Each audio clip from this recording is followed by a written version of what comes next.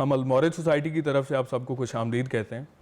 Almawrid society کا یہ آج 5واں بک کلب کا سیشن ہے، جس کے لیے ہم نے زرگزشت مشتاق احمد یوسفی صاحب کی کتاب کا انتخاب کیا ہے۔ یوسفی صاحب کی یہ کتاب طنز و مزاح پر مبنی ایک ایسی عمدہ کتاب ہے جو طنز و مزاح کے ساتھ ساتھ سوچ سے منور ایک نہایت ہی متصل بیانیہ بھی رکھتی ہے۔ جس طرح انسانی زندگی سوچ، ساز، محبت اور طنز و مزاح سے بھرپور ہے، اسی طرح یوسفی صاحب کی کتاب بھی ان تمام خصائص سے مالا مال ہو کر اپنی لافانیت اختیار کر جاتی ہے۔ ہماری آج کے اس سیشن کے لیے کاشف منظور صاحب ہمارے مہمان خصوصی ہیں۔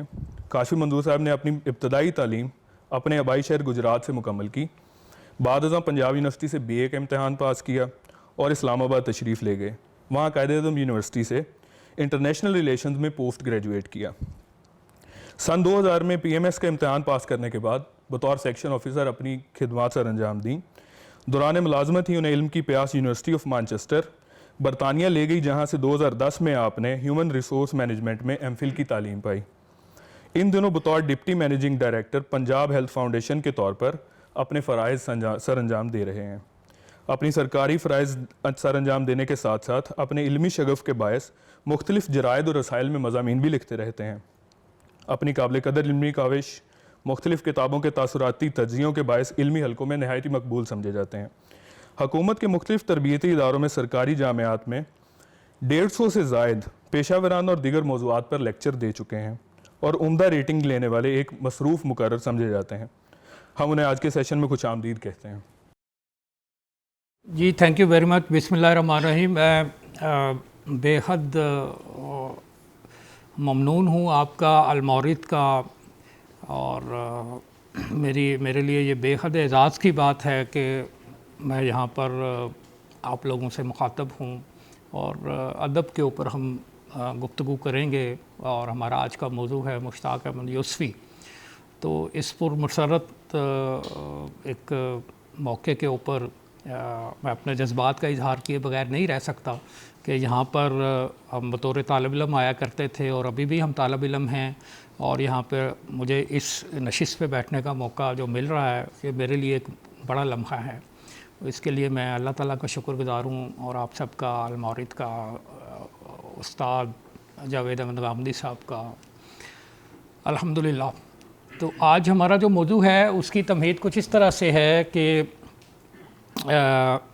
اپنے بک ریویوز کے سلسلے میں کہیں وہ شائع ہو جاتے ہیں، تو اس میں ایک کتاب میں نے ایک حاصل کی، اور عامر یزدانی صاحب یہاں تشریف رکھتے ہیں، تو انہوں نے ملاقات کی خواہش ظاہر کی، ظاہر ہے میری بھی تھی۔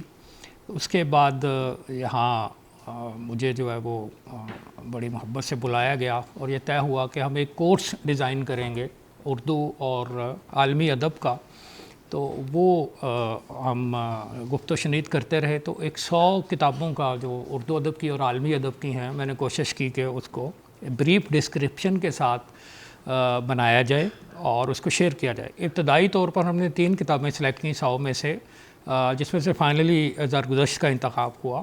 ابھی ہم اس پہ بات کرتے ہیں۔ اس میں ایک کتاب تھی the great Gatsby, Scott Fitzgerald, یہ امریکن رائٹر ہے، اور ایک کتاب تھی یووال نوح ہریری کی 21 lessons for the 21st century.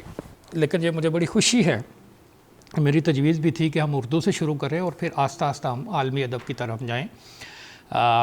زرگزشت جو آج کی کتاب ہے یہ مشتاق احمد یوسفی کا بلا شبہ شاہکار ہے۔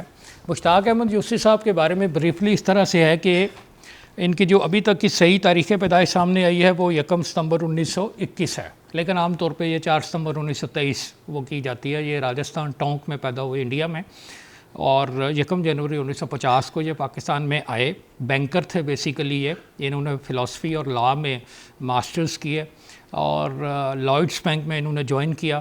زرگزشت ان کی تیسری کتاب ہے۔ پہلی کتاب ان کی باقاعدہ چھپی 1961 میں چراغ تلے، دوسری کتاب حاکم بدخن 1969 میں، اور یہ کتاب 76 میں چھپی اپریل میں، اور چوتھی کتاب جنوری 90 میں۔ 5ویں کتاب کو وہ نہیں کرتے، ان کے بیٹے یا کچھ لوگوں نے کراچی میں ان کو فورس کیا، تو شام شیر یاراں کے نام سے 2014 سپٹمبر میں وہ کتاب منظر عام پہ آئی۔ تو 4 کتابیں ہیں، لیکن 5 کتابیں ہیں، لیکن 4 کتابوں کو یہ سمجھا جاتا ہے کہ وہ یوسفی صاحب کی اپنی نظر سے گزری ہیں۔ یوسفی صاحب نہ صرف مزاح کے بلند ترین معیار پہ فائز ہیں اردو ادب میں، بلکہ اردو نثر بھی اگر آپ نے موجودہ مولانا ابوالکلام آزاد کے بعد اگر پڑھنی ہو تو وہ اپنے عروج کو یہاں پہ نظر آتی ہے۔ اس میں ابھی جب ہم ابتدائی ڈسکشن کے بعد آپ کے سوالات لیں گے یقیناً تو آپ کو اندازہ ہوگا کہ کیسے ایک ادنا بات کے کسی زاویے پر روشنی ڈال کر اس میں سے نت نئے پہلو نکالنا، آپ کو ہنسا دینا، اور اس کے ساتھ ساتھ ان کی یہ طاقت ہے کہ وہ آپ کو رلانے پر بھی بھرپور قدرت رکھتے ہیں۔ آپ لوگ یقیناً مطالعہ کر کے آئے ہوں گے اس کتاب کے بارے میں۔ تو یہ کتاب جو ہے باقی پہلی کتاب میں ان کے مضامین ہیں مختلف موضوعات کے اوپر جو چراغ تلے ہے، اور دوسری کتاب میں بھی حاکے اور مزاحیے ہیں۔ تیسری کتاب جو ہے بقول ان کی سوانح نو عمری ہے، یعنی ہی ول بی ہارڈلی 28 اور 9 ایئرز اولڈ جب ان کو پاکستان آنا پڑا، اور پھر یہاں پر انہوں نے اپنی بینکنگ کیریئر کا آغاز کیا۔ چوتھی کتاب جو اس کا موضوع بہت بڑا ہے، اگر موقع ملا تو آب گم پہ بھی ہم بات کریں گے، وہ نوسٹیلجیا کے اوپر ہے، اور خاص طور پہ انڈیا سے پاکستان جن لوگوں نے ہجرت کی، جو مہاجر ہوئے، ان کے حوالے سے اس میں 5 مضامین، اور چھٹا دباچہ وہ بھی ایک پورا مضمون ہے، گنودیم۔ زرگزشت پہ ہم آتے ہیں۔ یہ ابتدائی تمہید ضروری تھی اس بیک گراؤنڈ کو جاننے کے لیے۔ بینکنگ کیریئر کی روداد ہے، اس میں ٹوٹل دیباچے کو ملا کر 12 مضامین ہیں۔ پہلا ہے رہے دیکھتے اوروں کے عیب و ہنر، اور اس کے بعد آخر میں جو ختم ہوتا ہے موصوف اور موصوفہ۔ یہ داستان کے بارے میں کہنا مشکل ہے کہ یہ یوسفی صاحب کی سوانح نو عمری ہے بقول ان کے، اور یا ان کے بینکنگ کیریئر کی داستان ہے جس میں زیادہ تر دوسرے بقول ان کے دخیل ہیں، یا ان کے باس اینڈرسن جس کا نام انہوں نے فرضی لکھا ہے، یا اس کے یا زبانے کی رو ہے جو اس میں چلتی ہے، جو بینکنگ کیریئر کے ابتدائی 6-7 برس ہیں۔ تو زرگزشت عنوان جو ہے وہ بھی بڑا میننگ فل ہے کہ سرگزشت جو ہمارے، یعنی جیسے ہم کہتے ہیں میری یہ داستان ہے، یہ میری سرگزشت ہے جو میرے اوپر گزری، میرے سر پہ گزری، یعنی کہ میری زندگی میں جو بھی حال احوال ہوئے۔ تو زرگزشت جو ہے یہ میننگ فل ہے کہ یہ بینکنگ کیریئر کی، جس میں زر سے، کیپٹل سے، اماؤنٹ سے، ڈپازٹ سے واسطہ ہوتا ہے، تو یہ زرگزشت ہے۔ یوسفی صاحب انتہا درجے کے پڑھے لکھے آدمی ہیں، ان کے بارے میں ایک ہی جملہ یہ کافی ہوگا جو میں نے اڈاپٹ کیا ہے ڈسکشن کے بعد، کہ جو بھی اپنے زمانے کا بڑا رائٹر ہوتا ہے وہ ایک بڑا باخبر انسان بھی ہوتا ہے۔ کوئی بھی رائٹر ہو، چاہے وہ شاعر ہو، چاہے وہ ادیب ہو، چاہے وہ سائنسدان ہو، چاہے وہ مذہبی اسکالر ہو، وہ اپنے زمانے کے انتہائی صاحب علم لوگوں میں سے ہوتا ہے۔ تو یوسفی صاحب نے بھی اس میں جو کیا ہے، پہلے ان کی نثر کے جو ہم مین 2-3 چیزیں ہیں اس پہ ہم بات کرتے ہیں۔ اس پہ تو پی ایچ ڈیز ہوئی ہیں، بے شمار مقالے لکھے گئے ہیں، کتابیں لکھی گئی ہیں، ابھی بھی آتے رہتے ہیں۔ ابھی کراچی سے رسالے نے خاص نمبر مشتاق یوسفی کے اوپر چھاپا ہے، اور اس کے علاوہ مستقل کتابیں، انڈیا سے بھی بہت ساری کتابیں اور ایڈیشن چھپ چکے ہیں۔ تو ان کی نثر کی جو خصوصیات جس پہ سارے لوگ متفق ہیں وہ یہ ہے کہ بظاہر بالکل عام سے موضوعات ہیں، لیکن ان کے اوپر وہ انتہا درجے کی علمی زبان استعمال کرتے ہیں جو کہ زیادہ تر فارسیت زدہ ہے، آسان نہیں ہے، اور ان کی نثر سے مستفید ہونے کے لیے یا محظوظ ہونے کے لیے آپ کا اپنا ذوق بھی انتہائی بلند ہونا چاہیے۔ جن 2 شخصیات کا اثر ہمیں سب سے زیادہ نظر آتا ہے وہ ہیں مرزا غالب شاعری، جن کی بہت زیادہ انہوں نے استعمال کی ہے، اور اس پہ بھی انہوں نے اپنے لکھے ہیں، اس پہ بھی مضامین اور مقالے لکھے گئے ہیں۔ شیکسپیئر کا حوالہ بھی بہت زیادہ اس میں آتا ہے، اور باقی عام اردو کے جو شعراء ہیں، نثر نگار ہیں، انگریزی کے عام نثر نگار ہیں۔ اور دوسری جو خصوصیت ہے کہ یوسفی صاحب نے اپنی کتابوں کے ذریعے ایک بہت بلند معیار قائم کیا ہے، اور پاکستانیت کی ایک بہت بڑی جھلک ہے۔ جیسا کہ آپ نے عرض کیا کہ 1961 سے لے کے 2014 تک یوسفی صاحب کا انتقال جو ہے وہ 20 جون 2018 کو ہوا، تو یعنی تقریباً 5 سال ہوئے ہیں۔ تو اس کے بعد سے ان کے معیار کا کوئی بھی مزار نگار نہیں آ سکا۔ یوسفی صاحب جو اس مداح نگار کو تسلیم کرتے ہیں وہ ابن انشاء ہے۔ انہوں نے لکھا بھی ہے ایک جگہ پہ، چکا کاٹا روتا ہے اور سام کا کاٹا سوتا ہے، اور ابن انشاء کا جو کاٹا ہے وہ سوتے میں مسکراتا ہے۔ یعنی ان کا اپنا کہنا یہ ہے کہ ابن انشاء جتنا زیادہ مزاح لکھتے ہیں ان کا جو ایک اسلوب ہے وہ اتنا زیادہ نکھرتا ہے۔ اس کے علاوہ وہ ہر اس بندے کی تعریف کرتے ہیں، چاہے وہ نثر نگار ہے، کرنل محمد خان ہے، شفیق الرحمان ہے، یا ایون ان کے بعد کے آنے والے مزاح نگار ہیں. تو پاکستانی کے فروغ کے مطلب یہ ہے کہ اس میں انہوں نے اردو کے علاوہ، انگریزی کے علاوہ پنجابی، سندھی، پشتو اور مارواڑی زبان، اس کے الفاظ بھی بہت زیادہ استعمال کیے ہیں. مقصد یہ تھا کہ ایک رچنس آئے اردو زبان کے اندر. اور یہاں پہ یہ بات بتانا خالی از دلچسپی نہیں ہوگا کہ یوسفی صاحب کے بقول انہوں نے ہندوستان کو صرف اردو کی محبت میں چھوڑا. انہوں نے دیکھا کہ انڈیا میں وہ پڑھتے رہے، علی گڑھ میں اور آگرہ میں، اور اس کے علاوہ اور جو راجستھان میں ظاہر ہے، تو وہاں پہ اردو بڑی تیزی کے ساتھ اس کو ختم کرنے کا منصوبہ بنایا گیا، جو آج بھی جاری ہے. تو انہوں نے کہا جی کہ میں تو اردو کے بغیر نہیں رہ سکتا. تو ایک بینک میں ان کا ایک کردار پوچھتا ہے کہ آپ نے ایک مکالمہ کچھ اس طرح سے ہے کہ مطلب ایک بات ہو رہی تھی، اسی کتاب کے اندر ہے، بالکل شروع میں ہی ہے، بلکہ علم دریاؤ اس کا ایک ٹاپک ہے، اس کے اندر ہے، چیپٹر کے اندر، کہ پوچھا گیا کہ آپ نے شادی مطلب کیسے کی؟ تو ان کا جی مطلب کیا آپ پوچھنا چاہتے ہیں؟ ان کا جی شادی آپ نے پسند کی یا؟ تو آگے وہ جس کو پوچھا جاتا ہے بینک کا ہی وہ ایک کردار ہے، انہوں نے کہا جی میں نے اپنی بیوی کی پسند کی شادی کی. تو پھر اس کے بعد یوسفی صاحب سے وہ پوچھتے ہیں کہ آپ نے شادی جو کی ہے وہ کس لیے یا کس طرح سے کی؟ انہوں نے کہا جی میں نے تو اپنی شادی اہل زبان سے اپنے جھجک نکالنے کے لیے کی تھی، کہ مجھے اردو سے بڑی محبت تھی، تو میں نے کہا گھر میں ہی میرے انتظام ہو جائے گا کہ میری زبان کی اصلاح یا درستی وہ ہوتی رہے گی. یعنی یوسفی صاحب کے اردو زبان سے کمٹمنٹ اس قدر مضبوط ہے. وہاں پر وہ سول سروس میں تھے، وہاں سے وہ آئے، اور شروع کے جو چیپٹرز آپ نے پڑھے ہوں گے کہ ایک انتہائی مفلوق الحالی کی داستان ہے کہ پیر الہی بخش کے چھوٹے سے ایک مکان میں، جہاں بقول ان کے وال ٹو وال کارپٹ کی بجائے بچے جو ہے وہ بچھے رہتے تھے، اور دیا سلائیوں کی طرح ان کے سر ہوتے تھے، اور ایک دوسرے کے اوپر پاؤں گزر کر انہیں جانا پڑتا تھا. اور اس کے بعد وہ اعلیٰ ترین عہدوں پہ پہنچے بینکنگ کے، اور اس میں پاکستان بینکنگ کونسل کے بھی وہ صدر ہے، UBL کے بھی وہ پریزیڈنٹ رہے، اور BCCI ایک بینک ہوتا تھا، bank of commerce and credit international, اس کو بھی عالمی سازش کے تحت بند کر دیا گیا. تو 11 سال انہوں نے لندن میں بھی گزارے. اور اس کے علاوہ ان کو سب سے جو پاکستان کے بڑے ایوارڈ ہیں وہ بھی مل چکے ہیں، جیسے ہجرا ایوارڈ ہے، آدم جی ہے، اور کمال فن ہے. تو یہ ساری جو داستان ہے وہ چھوٹی چھوٹی باتوں سے شروع ہوتی ہے، اور آگے وہ پورا جو ہے سٹیپ بائی سٹیپ اس کے جو 10-11 چیپٹر ہیں، اس میں وہ اپنے کیریئر کے مختلف بینکنگ کیریئر کے اخبار بتاتے ہیں کہ سب سے پہلا ابتدا جیسے ہوتی ہے رہے دیکھتے اوروں کے عیب و ہنر. ان کے اکثر جو چیپٹرز کے عنوان ہیں وہ شاعرانہ ہیں، یعنی مصروں سے لیے گئے ہیں. اور اس کے بعد جو دوسرا ہے علم دریاؤ، وہ بھی اسی طرح سے ہے کہ اس میں وہ ان کو کہا جاتا ہے کہ آپ تمباکو کی کاشت اور اس کی ڈسٹریبیوشن کے بارے میں آپ اپنا علم جو ہے وہ بڑھائیں، اور اپنے جو لا علمی کی حدیں ہیں اس کو معقول حد تک سکیڑ لیں.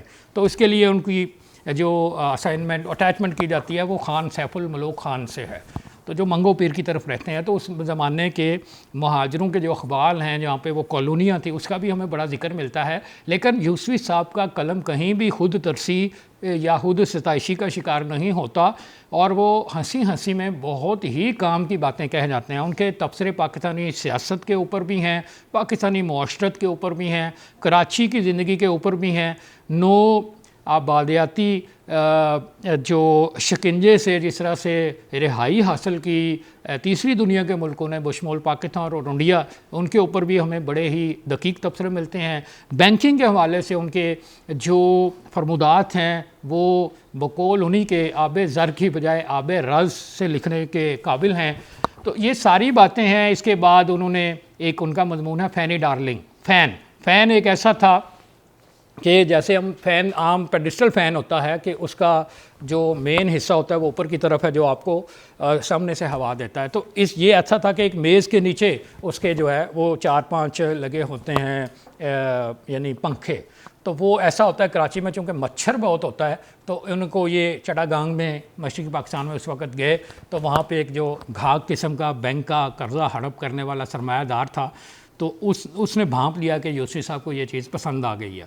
تو وہ لے آئے کافی پیسوں میں، تو وہ کہتے ہیں کہ وہ پیسے ادا کرنے کے بعد جو ہے وہ میرے پاس اتنے بھی یعنی استطاعت نہ رہی کہ میں یہاں کے وہ جو نارائن گنج کا مشہور کیلا ہے 1-1 فٹ لمبا وہ خرید کے کھا سکوں یا سر پر وہاں کی مشہور ٹوپی اوڑھ کر نماز ہی پڑھ سکوں جمعے کی.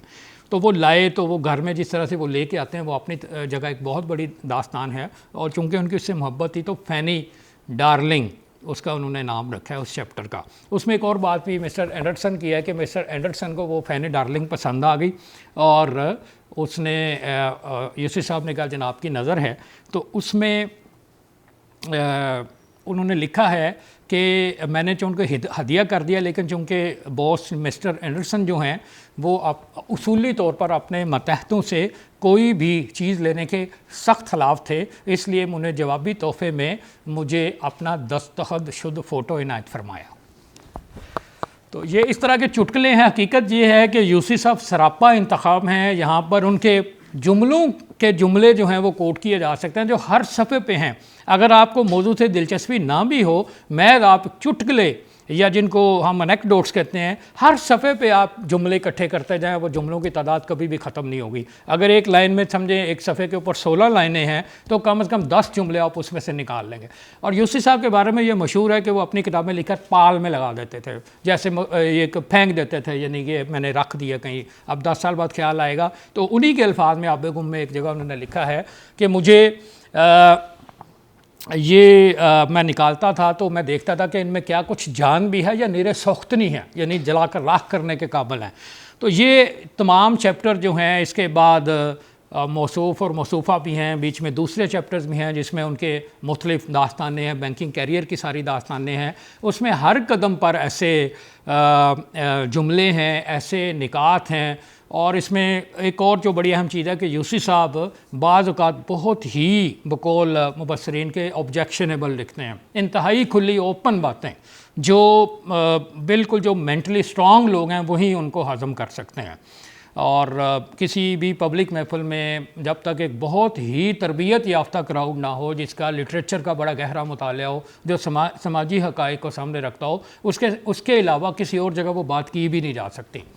تو وہ باتیں ظاہر ہوتی رہیں گی. آپ لوگوں کے ذہن میں کوئی سوال ہوا تو آپ یقیناً وہ کر سکتے ہیں. عورتوں کے بارے میں ان کے خیالات ہیں. مثلا ایک جگہ جو فقرہ پیش کیا جا سکتا ہے تو 1 یا 2 جملے وہ کچھ اس طرح سے ہیں کہ بینکنگ کیریئر میں رات کے 10-11 بج جاتے تھے. تو وہ وہاں پر وہ پھر ظاہر ہے اپنی تفریح کے لیے کوئی طبلہ بجا رہا ہے, تسلا بجا رہا ہے, کوئی گیت سنا رہا ہے. تو وہ ایک جگہ پوچھتا ہے کہ جناب بینک میں غبن ہو گیا تو اتنی پریشانی تھی کہ مجھے پورے 24 گھنٹے تک عورتوں کا خیال نہیں آیا, یعنی اتنی مشکل صورتحال ہو گئی.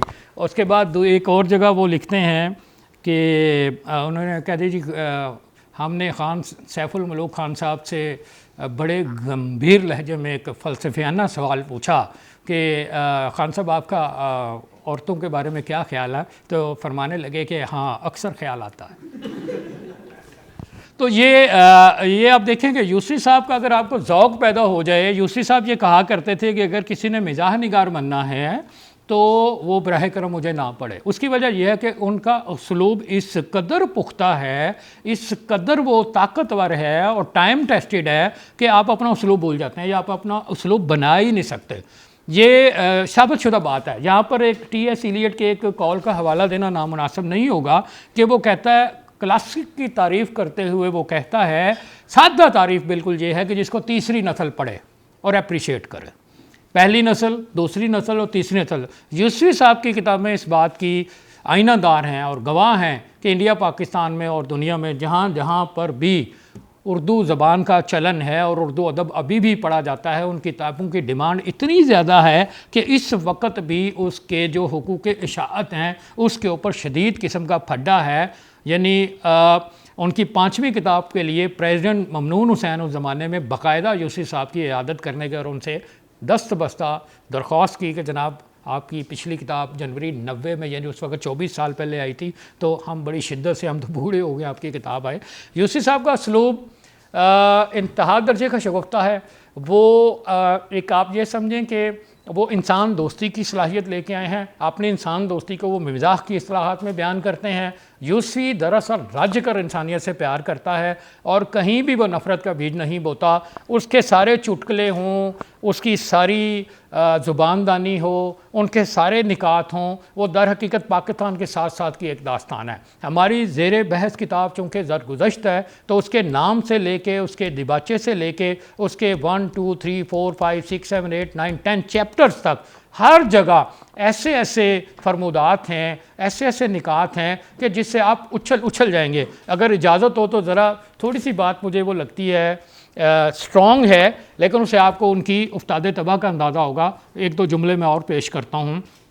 انہوں نے یہ کہا کہ کوئی بات ہم سمجھانے کی جتنی کوشش کرتے تھے اپنے کولیگ کو, وہ اتنا ہی ان کے لیے گنجلک ہوتی جاتی تھی. تو مجھے یہ یقین ہو گیا کہ یہ بات ان کے سر میں بغیر سرجری کے داخل نہیں کی جا سکتی. نیچے وہ ایک نتیجہ اخذ کرتے ہیں کہ جو بات عقل و منطق کے ذریعے سے کسی کے دماغ میں داخل نہیں ہوئی, وہ عقل و منطق کے ذریعے سے نکالی کیسے جا سکتی ہے. تو یہ بڑے ہی اچھوتے نسخے ہیں. اس کی وجہ یہ ہے کہ یوسفی صاحب کا مطالعہ انتہائی گہرا ہے. وہ اپنی کلاسک روٹس میں بھی ہیں, اس کے علاوہ وہ عالمی ادب کا مطالعہ بھی ان کا انتہائی گہرا ہے. یوسفی صاحب آخری اپنی عمر تک نئے لفظ سیکھتے رہتے تھے, اور وہ یہ کہ میری بھی ایک دفعہ ملاقات کا مجھے کہنا چاہیے کہ شرف حاصل ہوا. انہوں نے کہا کہ اگر میں سارا دن میں بیمار بھی ہوں, کچھ بھی ہو جائے, تو میں کیا کر سکتا ہوں کہ میں نے آج کوئی نئی بات نہیں سیکھی تو میں ڈکشنری کھولتا ہوں, اس میں ایک لفظ اور اس کے مشتقات جو ہیں وہ دیکھتا ہوں, اور اسی کو سارا دن دہراتا رہتا ہوں, یعنی سونے تک. نیند بھی ان کی بڑی کم تھی. بنیادی طور پر وہ السر کے مریض تھے, اور السر کے دوران ہی زرگزشت لکھی گئی, یعنی اس پہ نظر ثانی ہوئی اور سارا کچھ ہوا. زرگزشت کا دوسرا حصہ بھی بالکل ریڈی تھا, لیکن اطلاع یہ ہے کہ انہوں نے اس کو ضائع کر دیا کہ وہ اس سے پوری طرح سے مطمئن نہیں تھے, یا وہ منظر عام پہ نہیں آ سکا, شاید کسی کے پاس محفوظ ہو. اس طرح ان کی اور بھی کتابیں, سفر نامے وغیرہ لکھ کے رکھے ہوئے ہیں. تو یہ ساری چیزیں اس طرح کی ہیں, اور مسلسل اگر میں بولتا رہوں گا تو مجھے ان کی باتیں یاد آتی رہیں گی. یہ میرا اپنا ان کے ساتھ جو ایک لائف لانگ ایسوسیشن ہے. چند ایک رائٹرز ہیں جس میں سے ظاہر ہے کہ یوسفی صاحب ہیں. آپ ان کو پڑھتے جائیں, آپ کا نہ صرف ذہنی لیول بلند ہوتا ہے, آپ کے ذوق کی ترقی ہوتی ہے. آپ کو پی جی ووڈ ہاؤس, اسٹیفن لیکاک, اور اس کے علاوہ مارک ٹوین, اور اس کے علاوہ بے شمار غیر ملکی رائٹرز کے حوالے ملتے ہیں. شیکسپیئر کا میں نے بتا دیا. اردو رائٹرز میں ہمارے ایون فارسی کے اشعار وہ یا اس کے مصرے بہت زیادہ کوٹ کرتے ہیں. ان پہ جو مستقل مضامین موجود ہیں کہ یوسفی صاحب کی شاعری میں فارسی, یوسفی صاحب کی شاعری میں غالب, یوسفی صاحب کی شاعری میں انگریزی ادب کے اثرات, اور اسی طرح سے جو انہوں نے جن موضوعات پہ بات کی ہے. ایون آپ یہ دیکھیں کہ منیر نیازی, پروین شاکر تک ان کے حوالے ملتے ہیں. یوسفی صاحب کا مطالعہ اتنا زیادہ اپ ڈیٹڈ ہوتا تھا. تو اس پہ تو 2 گھنٹے کیا, یہ سارا دن بات ہو سکتی ہے. لیکن ابھی بغیر کتاب سامنے رکھے بہت ساری باتیں میں جو آپ سے کر سکتا ہوں اس میں یہی ہے کہ یوسفی صاحب کو پڑھنا ایک انتہا درجے کی ادبی نعمت ہے. یہ ایک ادبی ضیافت ہے. ان کو اگر آپ نے یہ کتاب پڑھی ہے تو میرا مشورہ ہوگا, اگر مزاح کا ذوق واقعی آپ رکھتے ہیں. ایک چیز پہ میں اختتام کروں گا, 25 منٹ میرا خیال ہے میں نے لے لی ہیں. وہ یہ کہتے ہیں کہ اگر میرے مضامین پڑھ کر کسی صاحب کو ہنسی نہ آئے تو یہ ان کے حق میں نیک فعل ہے, کیونکہ اس کا مطلب یہ ہے کہ وہ صاحب خود مزاح نگار ہیں.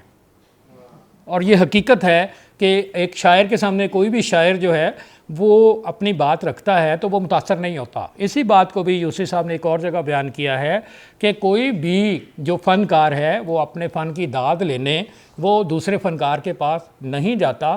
جو داد ہے وہ تو تماشائیوں سے ملتی ہے. ایک اور جملہ ان کا اس طرح سے ہے کہ اس میں انہوں نے بڑے ادب اور بڑے صحافی, بڑے ادیب اور بڑے صحافی کا جو فرق ہے وہ واضح کیا ہے. وہ کہتے ہیں جی کہ بڑا ادیب جو ہے وہ اپنی آواز عوام تک پہنچاتا ہے, جبکہ جو بڑا صحافی ہے وہ عوام کی آواز عوام تک پہنچاتا ہے. تو یہ بھی ابھی آپ دیکھ لیں کہ جو پاپولر جرنلسٹ ہیں وہ کیوں ہیں کہ وہ ہماری بات کرتے ہیں اگر ہمیں اچھے لگتے ہیں. تو جو بڑا ادیب ہے وہ ان لائک پاپولر ٹرینڈز وہ اپنی بات لوگوں تک پہنچائے گا, چاہے وہ لوگوں کو پسند آئے یا نہ آئے. اس کی بہت بڑی مثال یہ ادارہ المورد ہے کہ جو بات آپ حق سمجھتے ہیں وہ آپ اس کو بیان کرتے ہیں تو ظاہر ہے آپ کے رستے میں مشکلات بھی آتی ہیں, یا پھر آپ کو منوانا پڑتا ہے. یہ آسان بات نہیں ہے. اس کے لیے پوری عمر بھر کی ریاضت اور حد درجہ صبر اور ایک آپ یہ کہہ لیں کہ ایک مشق کی ضرورت ہے. آپ کو آل دا ٹائم جو ہے اپنے آپ کو مصروف رکھنا ہوتا ہے لرننگ میں, ہر سطح کے اوپر انسان سے محبت میں, اور اپنے آپ کو کبھی بھی برتر نہ سمجھنا. آخری لفظوں میں یہ کہوں گا, یوسی صاحب نے جگہ جگہ لکھا ہے کہ یہ ایک عام آدمی کی کہانی ہے, اور عام آدمی کی زندگی میں صرف 3 ہی موقع ایسے ہوتے ہیں جب وہ مہمان خصوصی آتا ہے. ایک وہ پیدائش کے وقت, دوسرا اپنی شادی کے وقت, اور تیسرا اپنی وفات کے وقت. تو ان 3 موقعوں کے علاوہ وہ کبھی کہیں بھی مہمان خصوصی عام آدمی نہیں ہوتا. تو اس کے لیے یہ موقع بڑے اسپیشل ہیں, اور یہی وہ موقع ہیں جہاں پر ہم خاص جذبات کا جو ایک ہنگامہ دیکھتے ہیں, بلکہ ہیجان ہیزی ہے کہ انہی موقعوں پہ سب سے زیادہ پیسے, رشتہ دار, اور رشتہ داروں کے حوالے سے ان کے اقوال بڑے زبردست ہیں. اور وہ کہتے ہیں جی کہ کراچی میں جو ہے وہ خان سیف الملوک خان صاحب نے مجھے کہا کہ کراچی میں آج تک کہیں لڑائی جھگڑا نہیں دیکھا, کیا یہاں پر رشتہ دار نہیں ہوتے؟ اور اسی پہ میں نے ایک جملہ خود اپنا گھڑا تھا, وہ یہ کہ کچھ اس طرح سے ہے, شاید میں نے عامر یدانی صاحب سے شیئر کیا ہو, وہ کچھ اس طرح سے تھا کہ رشتہ داروں کے ہی لڑائی جھگڑوں کی وجہ سے امریکہ کا براعظم دریافت ہوا, کیونکہ لوگ یہاں سے تنگ آ کر وہاں گئے, اور انہوں نے وہاں کلاس لیس اور اس طرح کی جو ابتدائی طور پہ انہوں نے انویژن کی تھی وہ سوسائٹی تھی. تو اس طرح کی ہزاروں نہیں بلا شبہ لاکھوں باتیں ہیں. کچھ یعنی آپ یہ سمجھ لیں کہ آب گم تک 1000 پیجز ہیں تقریباً. پہلی کتاب کے 300 سے کچھ کم صفحے ہیں, دوسری یہ کتاب ہے اس کے 303 ہیں, تیسری کتاب ہے, اور پھر چوتھی کتاب کے 404 صفحات ہیں. یہ تو 1000 کے قریب صفحات بنتے ہیں. 5ویں کتاب کو اگر آپ نظر انداز کر دیں, لیکن اتنا پاورفل امپیکٹ ہے اس کا اردو ادب کے اوپر کہ اس انڈیا میں, پاکستان میں ہر اردو بولنے والا, ہر پڑھا لکھا آدمی اول تو اس سے واقف ہوگا. اگر وہ واقف نہیں ہے تو میری تجویز یہ ہے, میری سفارش یہ ہے کہ اسے ہونا چاہیے, تاکہ اسے پتہ چلے کہ جب ہم بات کرتے ہیں کہ اردو میں کیا ہے, اردو میں بڑا ادب نہیں ہے, تو یوسی صاحب اس کا بہت بڑا جواب ہیں. بے شمار باتیں اور ہو سکتی ہیں, but the house is open for discussion and questions. یوسی صاحب جو ہیں تو وہ باقاعدہ انہوں نے فلسفہ پڑھا, ایم اے فلسفی انہوں نے کی, جیسے کہ انہوں نے خود لکھا ہے کہ فلسفہ پڑھ کے انسان ایک کام ہی کر سکتا ہے کہ دوسروں کو فلسفہ پڑھا سکتا ہے. بالکل. تو اس کے بعد بھی میں یہ سوال پوچھنا چاہوں گا کہ عام طور پہ یہ ہوتا ہے کہ جو لوگ فلسفہ پڑھتے ہیں, مطلب مزاح کی طرف تو ان کا بالکل اس طرح سے نہیں ہوتا, پھر مزاح نگار بننا یہ غالباً فلسفے کی تاریخ میں میرے خیال سے ان کا کوئی نمایاں کارنامہ ہے. یہ کیوں نہیں ہو سکا کہ وہ فلسفے کو ویسے لیتے جس طرح ٹریڈیشنل وے میں ایک باقاعدہ لاجیکل وے میں اس کو بیان کیا جاتا ہے, یا چیزوں کو, مطلب وہ دوسری طرف کیوں شفٹ ہو گئے, فلسفے کو انہوں نے پرسیو کیوں نہیں کیا؟ یہ بنیادی سوال تو یوسی صاحب ہی بتا سکتے ہیں, لیکن ایک بات, مزاح نگار یا تو ہوتا ہے یا نہیں ہوتا. یہ ایک باقی ایک صلاحیتوں کی طرح ایک مزاجی کیفیت ہے. جیسے مطلب کوئی انجینئر ہے تو اسے آپ کہیں جی کہ آپ ڈاکٹری کی طرف کیوں نہیں گئے, تو یہ آپ کا, ہمارے ہاں ہوتا یہ ہے کہ ہم پر جو ہمارا رجحان ہے وہ تھوپا جاتا ہے. جیسے آپ لٹریچر کے آدمی ہوں گے تو آپ کو کہا جائے کہ آپ ڈاکٹر بنیں یا آپ سول سروس میں جائیں. بہت سارے لوگ اسی طرح سے نماز کے لیے اگر آپ کسی کو کہیں تو وہ نماز برائے ابا جان ہوتی ہے, اپنے لیے نماز بندہ بہت بعد میں شعوری طور پر پڑھتا ہے. یوسی صاحب نے اس کے بارے میں جو ہنٹ دیا ہے وہ یہی تھا کہ وہ ایک بہت اعلیٰ درجے کے طالب علم تھے, ڈیبیٹر تھے باقاعدہ. علی گڑھ کے لیے وہ اپنے بہت سارے انعامات جیت کے آتے تھے ڈیکلیمیشن کانٹیسٹ میں, وہ آل انڈیا میں ان کی شہرت تھی. اور فلسفہ ظاہر ہے وہ علی گڑھ کا جو اگر آپ اس کی بنیاد جو دیکھیں تو اس میں اس طرح کے علوم کو بہت زیادہ اہمیت دی گئی. اس میں ایک الحاد بھی پھیلا اور سول سروس کے شدائی بھی وہاں سے پیدا ہوئے, اور یوسی صاحب سول سروس آف انڈیا میں تھے.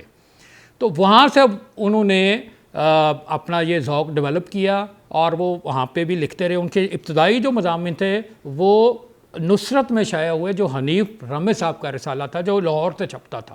اس کے علاوہ ان کے کوئی اکا دکا مضامین جو ہیں وہ کراچی میں شائع ہوئے. لیکن یہ کہنا کہ انہوں نے مزاح کو کیوں چنا, میرا خیال ہے کہ وہ ان کو تخلیقی بطور مزاح نگار کیا گیا تھا. اچھا, یہ ایک سوال سے ایک اور جو ڈائمینشن سامنے آتی ہے, یوسی صاحب نے اپنے بارے میں خود لکھا ہے, ایک بات تو میں نے عرض کر کی کہ ان کی اردو زبان سے محبت تھی.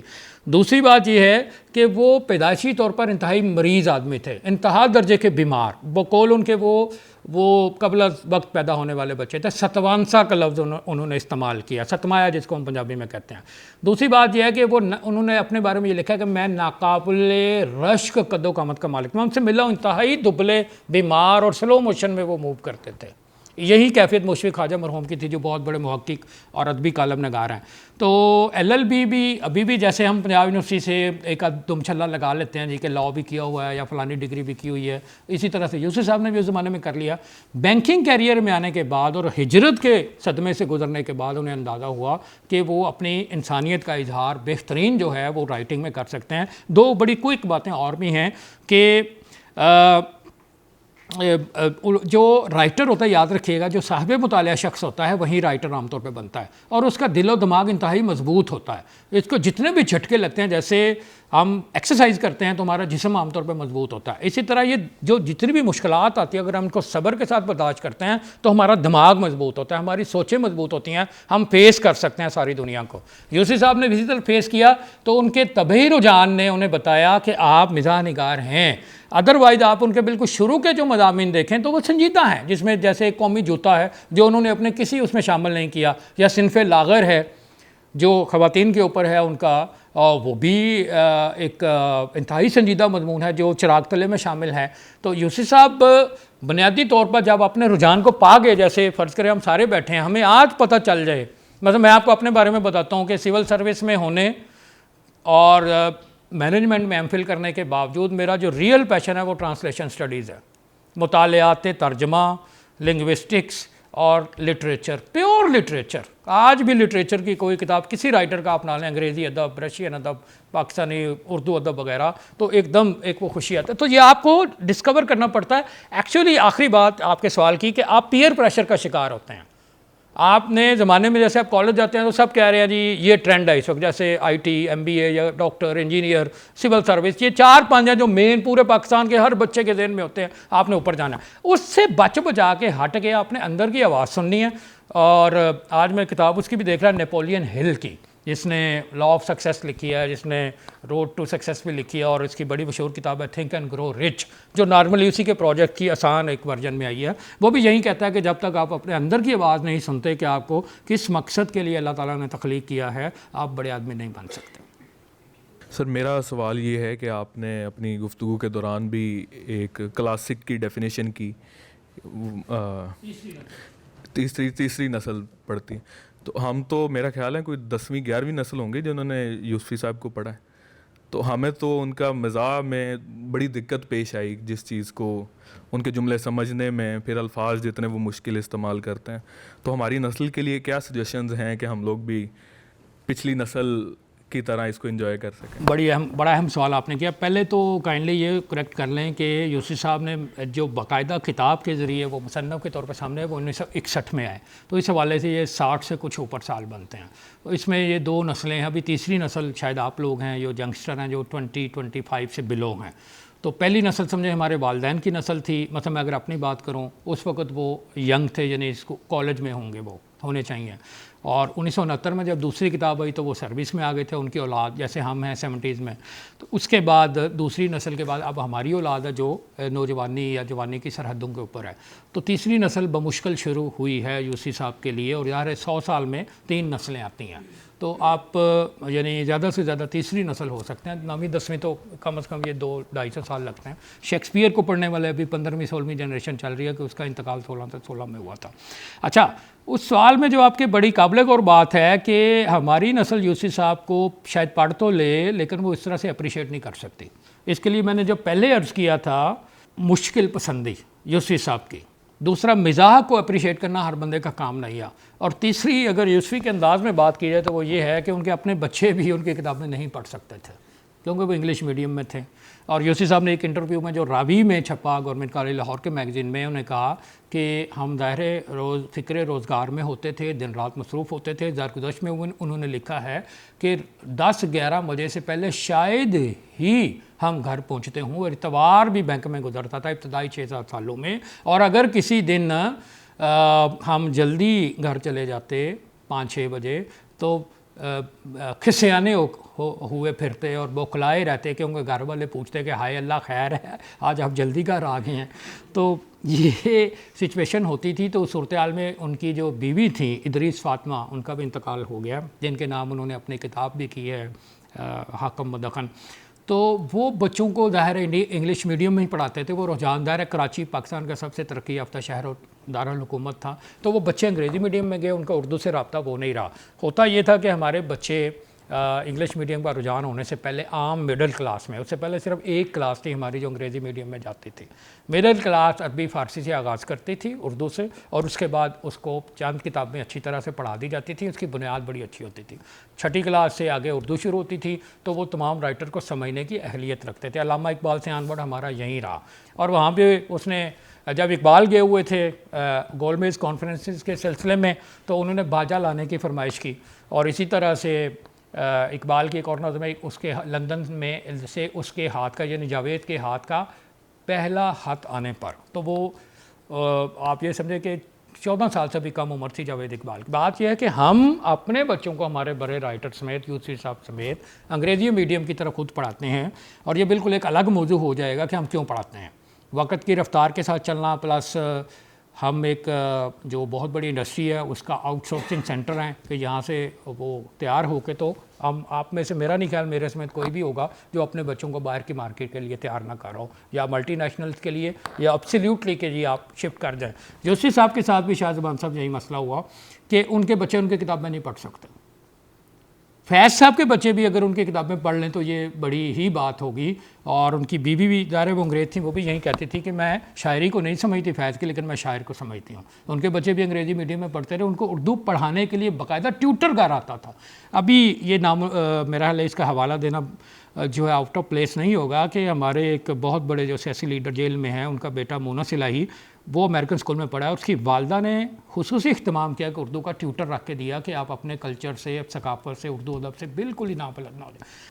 تو یہی یوسفی صاحب کے ساتھ ہوا, اور یہی ہماری نسل کے ساتھ بھی ہو رہا ہے کہ ہم نے او لیول, اے لیول میں یا اسی طرح سے اردو سیکھ لی, اخباریں موٹی موٹی سرخیاں سمجھ لی اور پڑھ لی, سوشل میڈیا میں رومن کا رجحان آ گیا. تو یہ جو اپریسیشن ہے اردو ادب کی, لفظ آپ کے اوپر یاد رکھیے گا, تب تک اپنے معانی, اپنے جوڑ بند نہیں کھولتا جب تک آپ اس کے ساتھ رل مل نہیں جاتے, آپ کے ساتھ محبت نہیں کرتے, آپ کی جتنی اس کی نیوانسز ہیں, جتنی اس کی ڈائمینشنز ہیں, اس کو پوری طرح سے اپنے اوپر حاوی نہیں رکھتے. جیسے ڈکشنری کو ناول کی طرح پڑھنا اردو میں یا انگریزی میں, رائٹرز کے جیسے اشعار ہیں شاعروں کے, غالب عام طور پہ ہم یوز کرتے ہیں, ایون فیض ہے.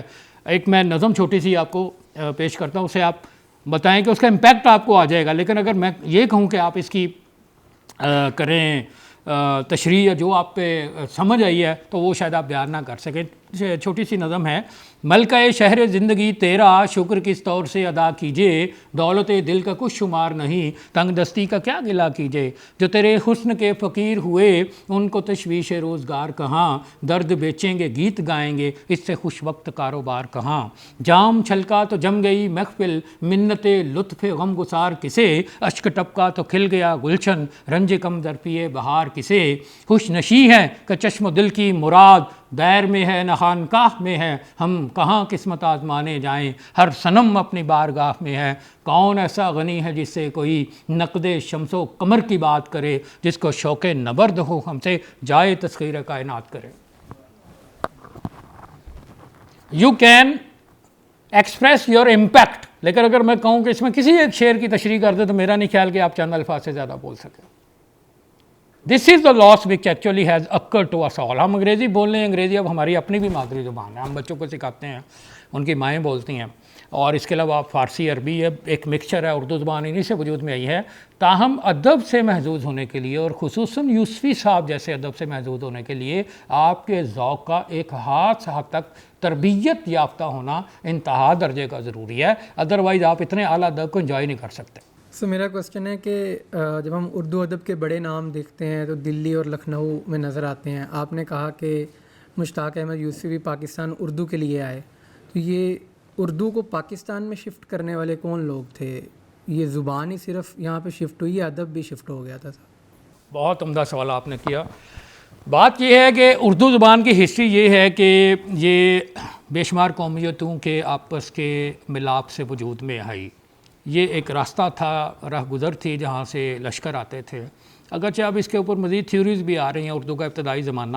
تو اس کے بارے میں جو فائنلی بات اب تک کی فائنلی بات، غیر ختمی بات کی، فائنل ایک طرح سے فائنل، لیکن ظاہر ریسرچ ہوتی رہتی ہے. اردو زبان پیدا ہوئی ہے انڈیا کے، موجودہ انڈیا کے دہلی اور لکھنؤ وغیرہ کے علاقوں میں، کیونکہ وہاں یہاں سے لوگ گزر کے جاتے وہاں سیٹل ہوتے تھے، اور پلی بڑی اور بڑی ہوئی ہے یہاں پنجاب میں. ڈاکٹر جمیل جالبی نے اپنی تاریخ ادب اردو میں بڑا واضح طور پہ اعتراف کیا ہے، جو کہ دلی کے روڑے تھے، ان کے والد دادا جالب دہلوی بھی وہیں کے تھے، اور اس کے علاوہ اختر شیرانی کے جو دادا تھے حافظ شیرانی، والد ان کے، اور پھر مظہر محمود شیرانی صاحب بھی ابھی انتقال کر گئے ہیں. انہوں نے بھی لکھا ہے کہ پنجاب اردو کا مولد و مسکن ہے. اس میں سے ایک چیز کامن ہے کہ مسکن ضرور ہے، اور یوسفی صاحب نے خود ایک جگہ پہ تسلیم کیا ہے کہ قلعہ لاہور کی زبان مستند ہے. یہاں میدان تھے، میدانوں میں عام طور پہ چیزیں گرو کرتی ہیں بڑی تیزی کے ساتھ، کیونکہ یہاں ریگستان یا پہاڑی علاقوں والی رکاوٹیں نہیں ہوتی. ایک تو یہ جغرافی کی بات ہے کہ لفظ کیسے جا. پنجاب آباد ہوا ہے 1890 کے بعد، جب ریفارمز کی گئی اریگیشن کی، خاص طور پہ بڑے بڑے شہر آباد ہوئے، جیسے فیصل آباد ہے، رحیم یار خان پہلے بھی تھا لیکن اس کے بعد اور زیادہ، بہاول نگر، سرگودا، یہ سارے تو اس میں بے شمار لوگ ادھر سے آئے. ان کے آپس میں ملاپ کے لیے جو علاقائی لہجے تھے، اردو زبان یہاں پر پھر آئی اور بڑھی. اچھا، لیکن اس کا جو ریسنٹ ہسٹوریکل بیک گراؤنڈ ہے وہ 1870 سے شروع ہوتا ہے، جب یہاں پر اچیسن کالج بنا، اور انگریزوں نے دیکھا کہ پہلے فورٹ ولیم کالج کلکتہ بنایا گیا 1650 تک، جس میں اردو باقاعدہ زبان کے طور پر متعارف کروائی ہندی سے الگ. وہ بیسیکلی ایک ڈویژن کی، تقسیم کی انگریزوں کی چال تھی کہ ہندو اور مسلمانوں کے درمیان آپ کلچرل ڈفرینسز کو کیسے نمایاں کرنا ہے. بہرحال اس نے اردو کی بڑی خدمت سر انجام دے دی. ہسٹوریکل پروسیس کے تحت جو انگریزوں کے آنے کے بعد ہوا، اردو اور ہندی دونوں کو الگ الگ مذہبوں کی زبان بنا دیا گیا. اردو مسلمانوں کی زبان، ہندی ہندوؤں کی زبان. اس کے بعد اس کا 1870 میں پنجاب، انگریزوں کو احساس ہو گیا کہ یہاں پر جب 1849 میں ان کا قبضہ مکمل ہوا، یہاں پر پھر نئی شاعری کی تحریک چلی، انجمن پنجاب بنی، ڈاکٹر وولنر اور اس طرح کے لوگ جن کا مجسمہ بھی اولڈ کیمپس کے باہر لگا ہوا ہے، اور بھی کچھ 2-3 نام ہیں میرے ذہن میں آ جاتے ہیں، لیکن آپ لوگ جانتے ہیں. انہوں نے یہاں پر الطاف حسین حالی، مولانا محمد حسین آزاد، ان کے ذریعے سے بہت ساری تحریکیں چلائیں. علامہ اقبال نے بھی وہاں پہ کیا. اور ایک اور جو انٹرسٹنگ بات ہے جو باقاعدہ ڈاکومنٹڈ ہے کہ ہم پنجابیوں نے اردو کو کیوں اختیار کیا. وجہ یہ تھی کہ انگریزوں نے بظاہر ہمیں بہت کچھ دیا، جیسے ایک پورا سسٹم دیا، ریلوے اور یہ کچہری اور عمارات اور اپنا پورا تعلیمی نظام، اور اس طرح جتنا بھی سیٹ اپ آج ہم دیکھتے ہیں. سکھوں نے اس کے برعکس بہت زیادہ تاراج کیا، ان کے خلاف ہمیں غصہ آیا. مسلمانوں نے رد عمل کے طور پر پنجابی کو اپنی مادری زبان کہنا بند کر دیا. باقاعدہ ابھی بھی مردم شماری کے خانے میں 1870 سے آنورڈ لے کے پنجابی مسلمان اپنے جو زبان کے خانے میں، مادری زبان خانے میں اردو لکھتا رہا ہے، اور ابھی بھی ایسا ہی ہے. یہ ایک ہسٹوریکل فیکٹ ہے. اور پروفیسر فتح محمد ملک نے اس پہ کتاب لکھی ہے اردو، ان کا ایک مضمون تھا جنہوں نے ایکسپینڈ کیا، اس کا عنوان ہی ہے اردو پنجابیوں کی مادری زبان ہے. ہمارے لیے اردو پنجابی میں کوئی فرق نہیں ہے، صرف ایک ہمارے لیے ایک لہجہ ہے، ایک ہلکا سا وہ جو جیسے ریل کانٹا بدلتی ہے نا. تو بائی دا وے ہماری زبان اب اس طرح سے ہو گئی ہے کہ جب ہم نے فرینک گفتگو کرنی ہو ہم پنجابی پہ آ جاتے ہیں، اور اگر ہم نے کسی تھوڑے سے فارمل انداز میں کسی اجنبی سے بات کرنی ہو تو ہم اردو بولتے ہیں، اور ہم نے اتھارٹی والی بات کرنی ہو، جیسے میں دفتر میں بیٹھا ہوتا ہوں کہ جب بھی مجھے کوئی حکم دینا ہوتا ہے، اور یہ بات میں نے سیکھی ہے، میں کرنا نہیں چاہتا تھا، کہ جب بھی آپ انگریزی میں کوئی بات کرتے ہیں کہ یہ کام کرنا ہے، ڈائریکشن دیتے ہیں، وہ فوری طور پہ کمپلائی ود ہوتی ہیں. اب پنجابی میں کریں تو سارے کہو سر جی تسی تو ساڈے بھائی ہو. اچھا اردو میں بات کریں تو وہ جیسے نارمل آپ ہوتا ہے نا، ٹھیک ہے آ جائیں بیٹھیں چائے پئیں. تو اس میں ہم نے ہر وقت اب بلکہ سچویشن یہ ہو گیا ہے، چونکہ میں لسانیات کو بھی آبزرو کرتا ہوں، تھوڑا کوشش کرتا ہوں، اس میں اب ہمارے ہاں ایک فقرہ اردو، ایک فقرہ پنجابی، ایک فقرہ انگریزی، اور اس کے عربی فارسی کے حوالے بھی پڑھے لکھے لوگوں کی آتے رہتے ہیں. مسلسل یہ ایک عمل جو ہے ٹرانزیشن کا، زبان کی ٹرانسفارمیشن کا، وہ جاری ہے.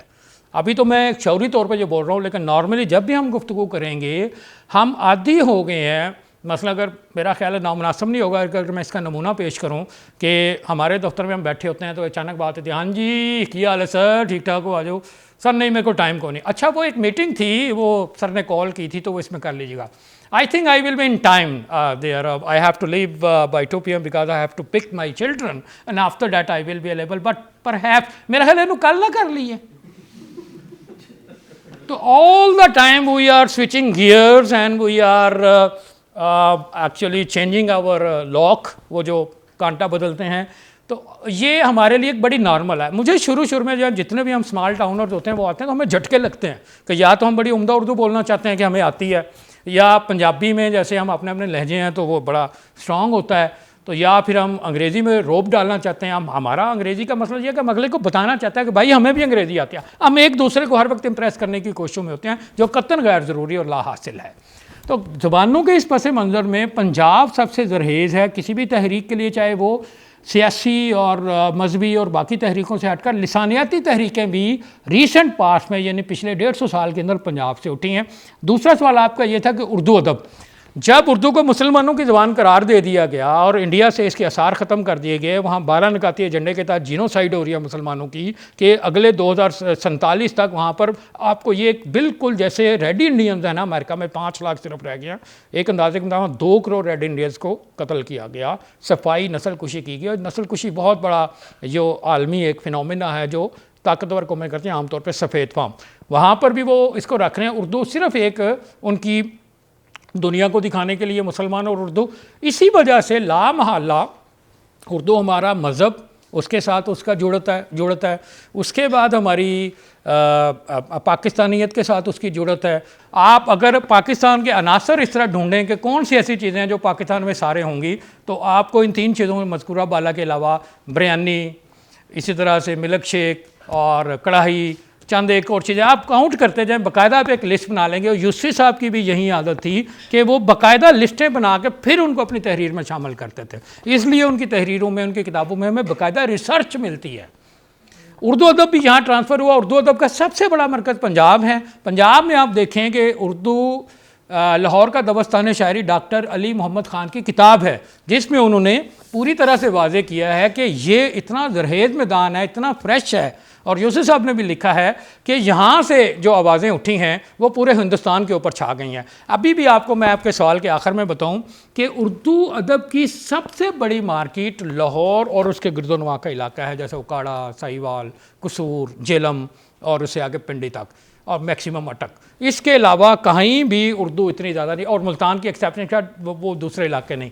بلوچستان میں اردو تھی اور KPK میں تھی, لیکن وہ اپنی مادری زبان کو بہرحال زیادہ اہمیت دیتے ہیں. آج بھی 1100 یا 1000 کی تعداد میں جو کتاب چھپتی ہے, اس انڈیا سے بھی جو چھپتی ہے جیسے کہیں چاند تھے سرے آسماں, اس کی میکسیمم کنزمپشن جو ہے وہ اس علاقے میں ہے. یہ پورا ایک ہسٹوریکل پروسیس ہے. میرا ہسٹری کو پڑھنے کا تھوڑا سا اتفاق کیا کہ میں نے یہ پڑھا کہ جب انڈیا سے مائگریشن ہوئی تو مہاجرین آ کے کراچی میں ان کا اسٹے ہوا. تو پھر اگر دیکھا جائے اس پوائنٹ آف ویو سے تو وہاں کے لوگوں کی اردو زیادہ بہتر نہیں تھی. تو کراچی کی اردو اتنی بہتر کیوں نہیں ہے؟ ہم یہ کہتے ہیں کہ پنجاب ڈیولپ ہے, آپ نے ابھی بات کی کہ پنجاب اردو کا گڑھ کہہ رہے ہیں وہ ہے, تو کراچی کیوں نہیں؟ نو مسلموں کا جوش و خروش جو ہے وہ ہمیشہ جدی پشتی مسلمانوں کی نسبت زیادہ ہوتا ہے. اردو کے معاملے میں پنجاب کو آپ نو مسلم کہہ لیں صرف بات سمجھانے کے لیے. کراچی والے اپنے آپ کو اہل زبان کہتے ہیں, لیکن ان کی زبان اب جس طرح کی آپ دیکھیں, میں جب کراچی جاتا ہوں تو مجھے تو یہیں لگتا ہے میں انڈیا میں آ گیا ہوں. یعنی مسلسل وہ جو فلموں میں ہم یا گانوں کی بولی ہم سنتے ہیں اسی طرح کی بولی, پان شان, وہ سب کچھ وہی نظر آتا ہے. پنجاب ہمیشہ سے ہر نئی چیز کو ویلکم کرتا ہے. اردو بھی ایک ان کے لیے نئی چیز تھی کہ اپنے بچوں کو وہی سکھوں والا پس منظر کو پنجابی نے سکھانی اردو, اور اب جو ہے وہ انگریزی. اور اگر چائنا کل کو راج کرتا ہے اگلے 20-25 سالوں میں تو ڈیفینیٹلی ہم اپنے بچوں کو چائنیز سکھا رہے ہوں گے. انگلینڈ میں بھی ہسٹوریکلی یہی تھا کہ وہاں پر فرینچ تھی یا لیٹن اور گریک.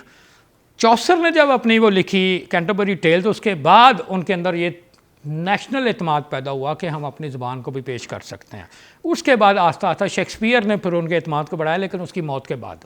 اور پھر آہستہ آہستہ جو رینیسانس, یہ سو کال ٹرمیں ہیں ساری, یہ بہت بعد کی پیداوار ہے, اصطلاحات ہیں کہ یہ ہمارا رینیسانس کا پیریڈ تھا, یہ ریفرمیشن کا پیریڈ تھا, یہ انلائٹنمنٹ کا پیریڈ تھا. ہمارے ہاں بھی وہ تاریخی عمل جاری ہے. पंजाब से ये भी उम्मीद है कि वो उर्दू को ज़िंदा रख सकता है। कराची में जो आपका सवाल है बुनियादी तौर पर, कराची में एक तो बहुत सारी कम्युनिटीज़ हैं, वो सारी उर्दू स्पीकिंग नहीं हैं। उर्दू स्पीकिंग हम नॉर्मली दिल्ली, लखनऊ और इस तरह के इलाकों के लोगों को समझते हैं जहाँ मुसलमानों की अक्सरियत थी, लेकिन बहुत सारे लोग दूसरी जगहों से भी आए हैं और वहाँ सारे वो पंजाब में मिक्स हो गए हैं। उर्दू कराची में जो सबसे बड़ी बरादरी है वो पठानों की है, तो वो अपनी बोलचाल के लिए आमतौर पे उर्दू ज़बान में बात करते हैं, लेकिन वो अपने घरों के अंदर अभी भी पश्तो बोलते हैं। अच्छा, उसके अलावा ये है कि कराची बुनियादी तौर पर एक कारोबारी शहर है। साहल समुंदर के करीब वाक़ जितने शहर होते हैं वो आम तौर पर मरकज़ होते हैं तिजारत का, तो तिजारती शहर है। और यूसी साहब का ये एक जुमला यहाँ पे मैं अर्ज़ करूँगा, उन्होंने कहा है जी कि इस समुद्री आबो हवा में ताजर और महाजर के अलावा कोई ज़िंदा नहीं रह सकता, और यहाँ पर तंदुरुस्ती को बहाल करने के लिए चाय और सट्टा ज़रूरी है। और उन्होंने एक और जगह भी लिखा है कि लाहौर में भी लोग स्ट्रॉन्ग चाय पीते हैं, और लाहौर की स्ट्रॉन्ग चाय ये है, वो 8 साल उन्होंने यहाँ लाहौर में भी गुजारे हैं 65 से 73 तक। वो लिखते हैं कि कराची में भी लोग दूध से लबालब प्याले में 2 कतरे चाय के कावे के गिराते हुए और साथ दूसरे हाथ में मुरक्की मुसल्लम की टांग पकड़े हुए कह रहे होते हैं कि मैं तो हमेशा स्ट्रॉन्ग चाय पीना हुआ।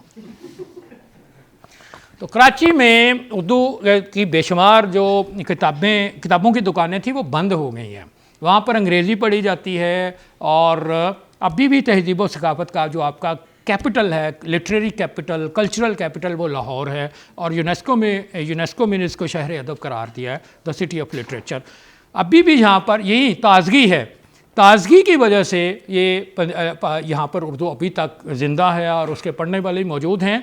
ये ख़तरा ज़ाहिर किया जाता है कि पंजाब भी अब शायद उर्दू से दूर चला जाए अगले 20 से 25 साल में, क्योंकि नई नस्लें जो हैं वो बहुत ज़्यादा इंटरेस्टेड नहीं हैं। लेकिन उसमें मेरी जो एक ज़ाती जो एक राय है वो ये है कि जब तक हमारे मज़ाफ़ात मौजूद हैं वो सारे उर्दू को ही अहमियत देते हैं, वो अंग्रेज़ी नहीं है। उर्दू अदब भी वहीं पे पढ़ा जाता है, छोटे शहरों की छोटी लाइब्रेरियों में, देहात में जो लोगों की ज़ाती लाइब्रेरियां हैं। और ख़ास तौर पे इसके ज़िंदा रहने के चांसेस जो हैं वो इसलिए भी ज़्यादा हैं कि हमारे मदरसों की ज़बान उर्दू है, और इसके अलावा मज़ाफ़ात में लोग इतने मादा परस्त नहीं हैं कि वो सिर्फ़ और सिर्फ अंग्रेज़ी या दूसरी ज़बानों को सिर्फ़ अपने कैरियर के लिए वो पढ़ें। वो अभी भी आते हैं, जब तक वहाँ से हमारी ये समझें कि फीडिंग एरियाज़ हैं उर्दू के, वो आते रहेंगे, मेन स्ट्रीम में शामिल होते रहेंगे, तो उर्दू मेरा ख्याल है तब तक कमज़ोर नहीं हो सकती। अस्सलाम वालेकुम सर, मेरा नाम मोहम्मद कासिम है और मैं जेंडर स्टडीज़ का स्टूडेंट हूँ सर।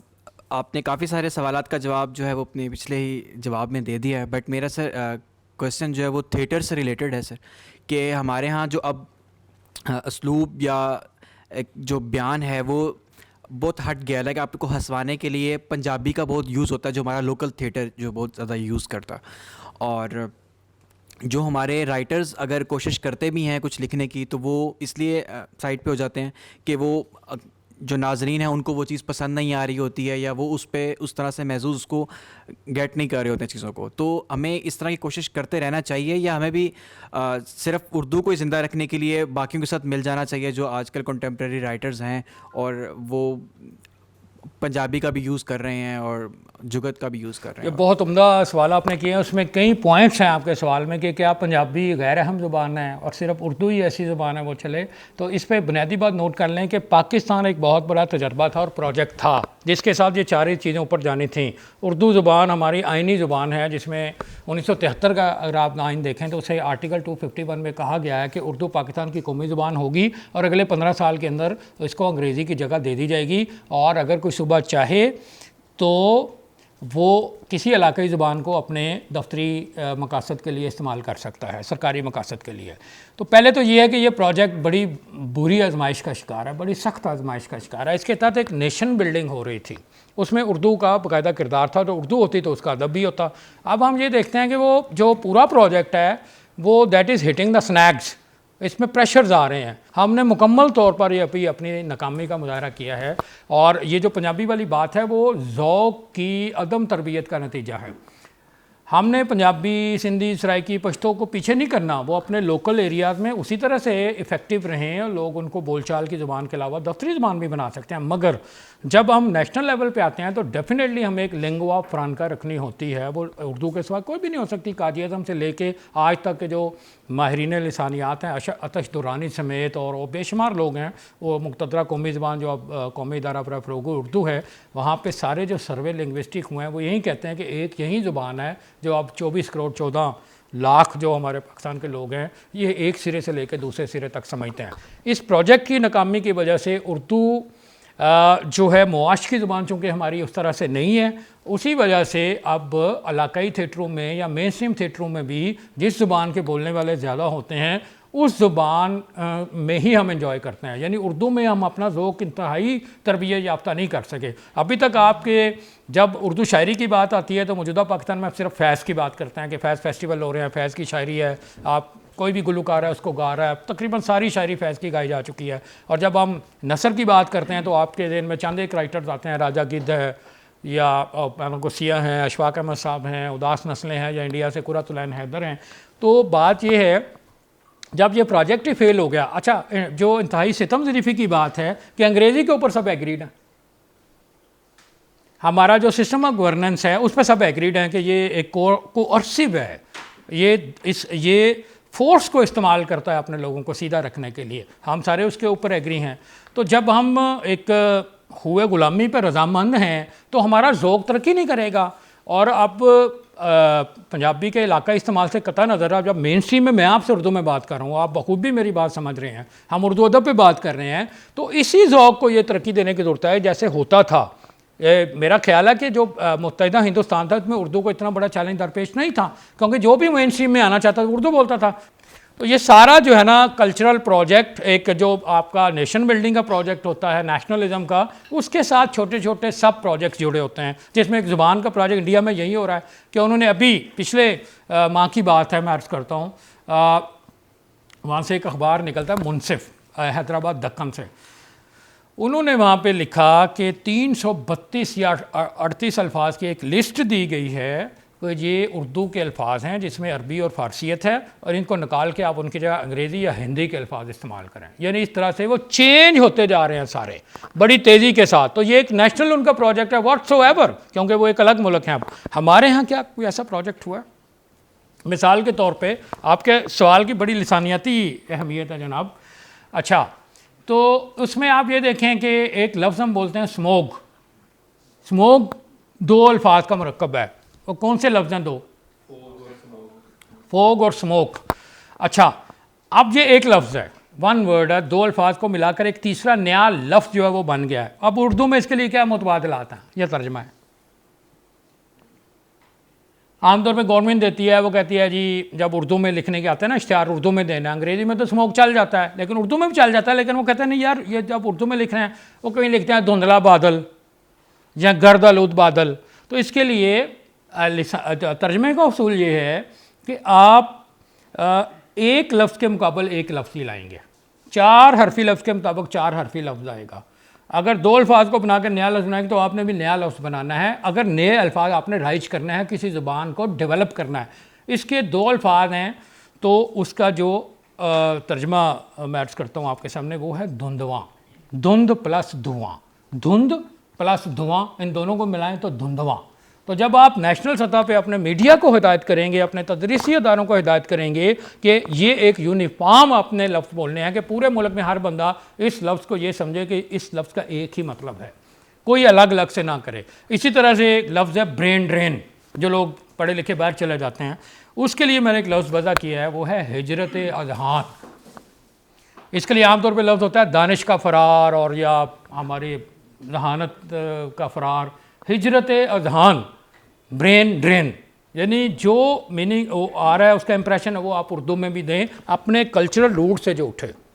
اسی طرح سے ایک چھوٹی سی مثال اور ہے، وہ انٹرسٹنگ ہوگی آپ کے لیے، آپ اس پہ مسکرا بھی سکتے ہیں، لیکن اسپرٹ کی صرف میں بات کر رہا ہوں. تھنک ٹینک، اس کو عام طور پہ کہا جاتا ہے کہ ایک مجلس مفکرین، جیسے یہ ہے جو بیٹھے ہیں ہم کسی مسئلے پہ بات کر رہے ہیں کہ چیٹ جی ٹی پی کے چیلنجز کیا ہیں، یا ابھی رشیا سے ہم آئل منگوا رہے ہیں تو اس کا امریکہ کے ساتھ تعلقات پہ کیا اثر پڑے گا. تو مجلس مفکرین اسی طرح سے بات کرتی ہے. لیکن آپ یہ دیکھیں تھنک ٹینک، اب ٹینک کے کوئی 200 مطالب ہیں، اگر آپ ڈکشنری کھول لیں ٹینک جو ہے وہ ٹینک بھی ہے اور پانی کا تالاب بھی ہے اور بڑے اس کے ساتھ ٹینکر بنتے ہیں، بڑے الفاظ ہیں. لیکن میں نے کوشش کی ہے اس کا ترجمہ جو میں نے کیا ہے اس اصطلاح کا، وہ ہے فکری توپ خانہ، جو اس کی اسپرٹ ہے. اسی طرح سے آپ الفاظ کو لیں، جسٹ ایک ایکسرسائز ہے. ظاہر ہے جب اجتماعی دانش یا کولیکٹیو وزڈم بیٹھتی ہے تو وہ ساروں کی سمجھ لے کر الفاظ بنائے جاتے ہیں. اس کے ترجمے کے اپنے اصول ہیں اور نیشنلزم کے اپنے اصول ہیں. وہ اس کو ساروں کو مدد رکھ کر آپ جیسے سادہ اور پر وقار تقریب، یا اسی طرح پی ٹی وی کی نشریات میں بے شمار لفظ یا جو ایکسپریشن ہیں وہ متعارف فرمائے کہ آسٹریلیا میں کھیلے جا رہے چوتھے میچ کی جھلکیاں کھیلے جا رہے. اسی طرح آپ بھی کوئی مثال دے سکتے ہیں. بات یہ ہے کہ یہ نیشن بلڈنگ کا جو پروجیکٹ ہے اس کے سب ایک پروجیکٹ کی حیثیت سے ہم نے بحیثیت قوم باقی شعبوں کی طرح انتہائی کمزور جو ہے وہ کارکردگی کا مظاہرہ کیا ہے. اور جب تک ہم اس کی اہمیت کو نہیں سمجھیں گے ہم اسی طرح اجتماعی اور تہذیبی بکھراؤ کا شکار رہیں گے. سر آپ نے یوسفی صاحب کا اتنی خوبصورتی سے تعریف کروایا ہے کہ مجھے ابھی ان سے محبت ہو رہی ہے. میں دوبارہ سے پڑھوں گی انشاءاللہ ان کو. پھر سوال میرا یہ ہے کہ کیا دوسری نسل تعارف کروانے میں ناکام نہیں رہی جس کی وجہ سے ہم نہیں جان سکے اپنے شاعروں کو، اپنے ادیبوں کو؟ شاعر علامہ اقبال بھی خواب کی حد تک ہی بس رہ گئے ہوئے ہیں کہ اتنا ہی جان لے کہ انہوں نے خواب دیکھا تھا.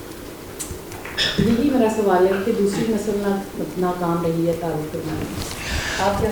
بہت عمدہ سوال ہے. ابھی آپ یہ دیکھیں کہ اس کو اگر آپ ہر سوال کی ایک بیک گراؤنڈ ہے جس پچھلے 100 سال میں ہم جی رہے ہیں، خاص طور پہ ابھی آپ دیکھیں کہ 20ویں صدی کی ابتدا تک امریکہ جو ترقی یافتہ ترین ملک ہے اس کی فوج تک اپنے دانت صاف نہیں کرتی نہیں تھی. اگر آپ وار اینڈ پیس پڑھیں تو اس میں اپنے بے شمار ایسی مثالیں ہمیں مل جاتی ہیں. یہ جتنی تہذیب کی ترقی ہے وہ ہم نے 20ویں صدی میں دیکھی ہے، جس میں 1908 میں فورڈ کا ٹی ماڈل آیا کار، جس نے انفرادیت کو اور ویکنڈ کو جنم دیا. اس کے علاوہ 1903 میں جو رائٹ برادران تھے انہوں نے جہاز کو ایجاد کیا. تو 1914 میں پہلی جنگ عظیم ہوئی جو 18 میں خلافت عثمانیہ کا خاتمہ ہوا. یہ ہماری جو ہندوستان کے اندر تحریک آزادی شروع ہوئی اور تیز ہو گئی. پھر دوسری جنگ عظیم ہوئی اور پھر اس کے بعد مسلسل سرد جنگ کا دور. ہم نے استحکام نہیں دیکھا. ہماری نسل کو سب سے بڑا مسئلہ ہماری جو پیرنٹ کی جنریشن، پیرنٹ کی یعنی ہماری جو دادا جنریشن تھی، اس کا سب سے بڑا مسئلہ استحکام تھا.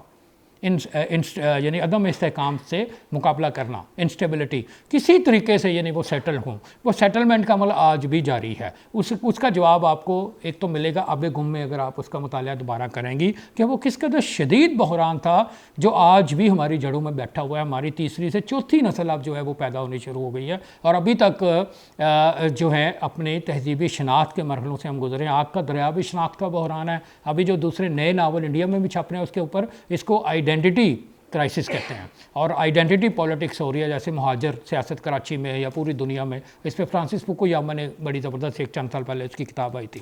اچھا، عدم استحکام کے اس دور میں ہماری پہلی نسل، اس نے تو خیر عربی فارسی کی جو مغلوں کی روٹس تھیں جو یہاں پہ اس کو کیا. دوسری نسل انگریز آ گئے تو ظاہر ہے معاش کا ذریعہ انگریزی ہو گیا تو ان کا رشتہ تھوڑا سا کمزور ہوا، لیکن انہوں نے ایک حد تک اس روایت کو اپنی نئی نسل میں ٹرانسفر کیا. وہ جو آپ بات کر رہی ہیں وہ ویک ہوا معاش کی وجہ سے. پہلی نسل کو معاش کا اتنا مسئلہ نہیں تھا کیونکہ ہمارا روایتی سٹرکچر جو ہے جس میں جابس تھیں وہ برقرار تھا اور قناعت بھی تھی، تھوڑے پہ ہم راضی تھے. ماڈرنزم آنے سے جس کی ابتدائی جھلکیاں ریسرچرز کے بقول ہمیں 1880 کی دہائی میں ملتی ہیں جب کیمرہ پاپولر ہوا، 1890 میں جب بیچ کے اوپر لوگ جانا شروع ہوئے اور تصویریں بنی، اور 1900 کی دہائی میں جب ٹیلی فون وغیرہ بھی آ گیا اور اس کے بعد ماڈرنزم پوری دنیا میں پھیلنا شروع ہوا. اس کے بعد جو تیسری ہماری نسل آئی ہے، ہم لوگ میرا خیال آپ بھی اسی میں شامل ہوں گے جو 70 کی دہائی کے لوگ ہیں، انہوں نے بہت شدت دیکھی ہے کیپٹلزم کی، جس کو اب نیو لبرلزم یا ہائپر کیپٹلزم کے نام سے موسوم کیا جاتا ہے. پوسٹ ماڈرنزم بھی اس کی ایک اصطلاح اسی حوالے سے ہے، اور بھی چیزیں ہیں. یہ ساری جو ہے اصطلاحات وہ دراصل ایک بالکل نئی عالمی صورتحال کا بیان ہے جو انتہائی کمپلیکس اور گنجلک ہے، جس میں یہ فرد مرکوز ہے، یعنی انڈیویجول سینٹرڈ ہے، اس میں استحکام ہے ہی نہیں۔ ابھی آپ دیکھیں کہ پچھلے 10 سے بھی کم سال کے عرصے میں ہم ایز اے نیشن ایکسپوز ہو گئے ہیں پوری دنیا کے سامنے due to the influx of media and especially social media, کہ اتنا پریشر آیا ہے کہ ہمارے اندر سے ہم چیزیں نکالتے ایک دم سے کھوکھلے ہو گئے ہیں کہ یہ سارا جو اسٹف تھا ہمارے اندر سے آ گیا۔ پوری پاکستانی قوم right from top to bottom اس وقت عیاں ہے دنیا کے سامنے کہ ہم دیوالیہ ہیں۔ اچھا بہرحال اس میں جو تیسری نسل تھی اس کی سروائیول یہ تھی نیو لبرلزم۔ وہ کیا پروجیکٹ تھا کہ آپ سارے کا سارا کیپٹلزم اٹھا کر دو چھوٹے ترقی پذیر ملکوں میں پھینک دو۔ اس کی مثالیں برانڈز، پلازے، مالز، فلائی اوورز، اور اسی طرح کیپٹلزم کی بڑے بڑے بورڈز، اور اسی طرح سے برانڈڈ یونیورسٹیز میں آئی وی لیگ میں پڑھنا، ہارورڈ، کیمبرج، آکسفورڈ، اسپیشلی امریکہ کی یونیورسٹیز ہر بندہ آیا ہے یہاں پہ ہزاروں لاکھوں لوگ دیکھتے ہی کوالیفائڈ ہیں میرے سمیت، وہ آئے اور اسی چیز پہ ہم فخر کرتے ہیں، اور ہم آئلٹس اور یہ ساری چیزیں پچھلا سارا اسٹرکچر گھوم گیا۔ کہاں کا لٹریچر، کہاں کی زبان، کہاں کا ترجمہ؟ ہمارا تو اب معاش کے ساتھ رابطہ ہے، ہماری تو یہ پرائیویسی ہے۔ 2001 کے بعد فیصلہ کیا گیا کہ اگلے 15 سال میں ہر بندے کے ہاتھ میں یہ فون ہوگا۔ آپ نہیں بھی چاہتے تھے، آپ فیچر فون چاہتے تھے، کچھ بھی نہیں چاہتے تھے، انہوں نے آپ کی ساری لائف کے میکسیمم آسپیکٹس کو اس کے اندر بند کر دیا۔ کیا آپ اس سے مفر ہیں؟ نہیں ہے ڈیفینیٹلی، اس لیے کہ یہ بہت بڑا پروجیکٹ ہے کہ کیپٹلزم اپنی موت آپ مر رہا تھا، اس کو جب تک نیو لیز آف لائف نہیں ملتی کہ دوسرے سارے ایریاز میں جا کے ان کا بھی ذاتی مسئلہ بنا دیا جائے اور انہیں کو بھی اسی صورتحال سے دو چار کیا جائے جس کی طرف اشارہ کیا تھا آلڈس ہکسلے نے بریو نیو ورلڈ میں۔ وہ یہی کہتا ہے کہ ٹیکنالوجی کے ہاں یہ تو انسان کے لیے بنی تھی اور انسان اس کے لیے نہیں بنا تھا، ہم ٹیکنالوجی کے غلام ہو گئے۔ ساری چیزیں ابھی اکانومسٹ نے، بعد آپ کی کا جواب اور بھی ہو سکتا ہے، اکانومسٹ نے چند سال پہلے باقاعدہ طور پہ لکھا تھا کہ اناؤنسمنٹ تھی اس کی کہ پوئٹری از ڈیڈ ان دا ویسٹ، اور پوئٹری آپ کے تمام جو نرم اور نازک اور لطیف جذبات ہیں اس کے لیے ایک خوشبو کی طرح ہے۔ جیسے ابھی آپ دیکھیں چھوٹے چھوٹے اشعار میں میرا یہ ماننا ہے کہ اردو ادب میں جس قدر خوبصورت شاعری ہے اسپیشلی وہ نہیں ہے انگریزی ادب میں۔ آپ اس سے اختلاف کر سکتے ہیں، چند ایک شاعروں کو چھوڑ کر انگریزی کے اتنی پاورفل شاعری آپ کو کہیں نہیں ملے گی۔ رات کیوں دل میں تیری کھوئی ہوئی یاد آئی، جیسے ویرانے میں چپکے سے بہار آ جائے، جیسے صحراؤں میں ہولے سے چلے باد نسیم، جیسے بیمار کو بے وجہ قرار آ جائے۔ اس سے بڑی باتیں ہو سکتی ہیں کہ یہ سارے کا سارا جو ہے کلچر جو ہمارا عہد تھا وہ آج بھی اتھل پتھل کا شکار ہے۔ سچویشن اتنی کمپلیکیٹڈ ہے کہ خود ویسٹ کے اندر سے چیخیں اٹھ رہی ہیں، اور تیسری چوتھی نسل کے اندر یہ ان کا جو ایک کیپٹلزم کا پروجیکٹ تھا وہ فیل ہو گیا۔ 1925 میں ان کے اسکالرز نے کہنا شروع کر دیا تھا، جیسے اوسوالڈ اسپینگلر ہے زوال مغرب ڈکلائن آف دا ویسٹ، اس میں سے واضح طور پہ لکھا ہے کہ ویسٹ جو ہے وہ اپنی ہیومن رائٹس جیسے لائف، لبرٹی اور فریڈم اور پرسوٹ آف ہیپینس، ان ساری چیزوں کی وجہ سے ساری دنیا کے لیے ایک منبع بنا تھا کہ جناب یہاں تشریف لائیں مراجع، لیکن اس میں بھی چیخیں آ رہی ہے کہ یہ تو اس نے انسان کو کچھ بھی نہیں دیا، اسپرچولی وہ بالکل محروم رہ گیا ہے، صرف مادہ پرستی تو کوئی بھی چیز نہیں تھی، اور اسی وجہ سے وہ حد سے زیادہ میٹیریلزم نے ان کے اندر شدید پیاس پیدا کیا، جس میں مولانا روم کی پھر طلب پیدا ہوئی ہے، مذہبی جو ٹیکسٹ ہیں وہ پھر سے ریلیونٹ ہو گئے ہیں، اور اسی طرح سے ان کے جو انسان دوست دانشور ہیں انہوں نے باقاعدہ وہاں ایک تحریک شروع کر دی ہے کہ اب اس میس سے کیسے واپس آیا جائے، جس کو ہم پوسٹ ماڈرنزم کہہ رہے ہیں، کہ ہمارے لیے کوئی نام ہی نہیں ہے اس سچویشن کا۔ یہ کوئی نام ہے پوسٹ ماڈرنزم؟ یہ تو ایسی ہے جیسے ماڈل ٹاؤن ہے۔ ماڈل ٹاؤن نام رکھا گیا اس لیے کہ ایک نقشے میں لکھا گیا تھا کہ یہ ایک ہم مثالی قصبہ بنانے جا رہے ہیں، آبادی بنانے جا رہے ہیں، جس کا نام بعد میں تجویز کریں گے، لیکن یہ ماڈل ٹاؤن ہی ہو گیا۔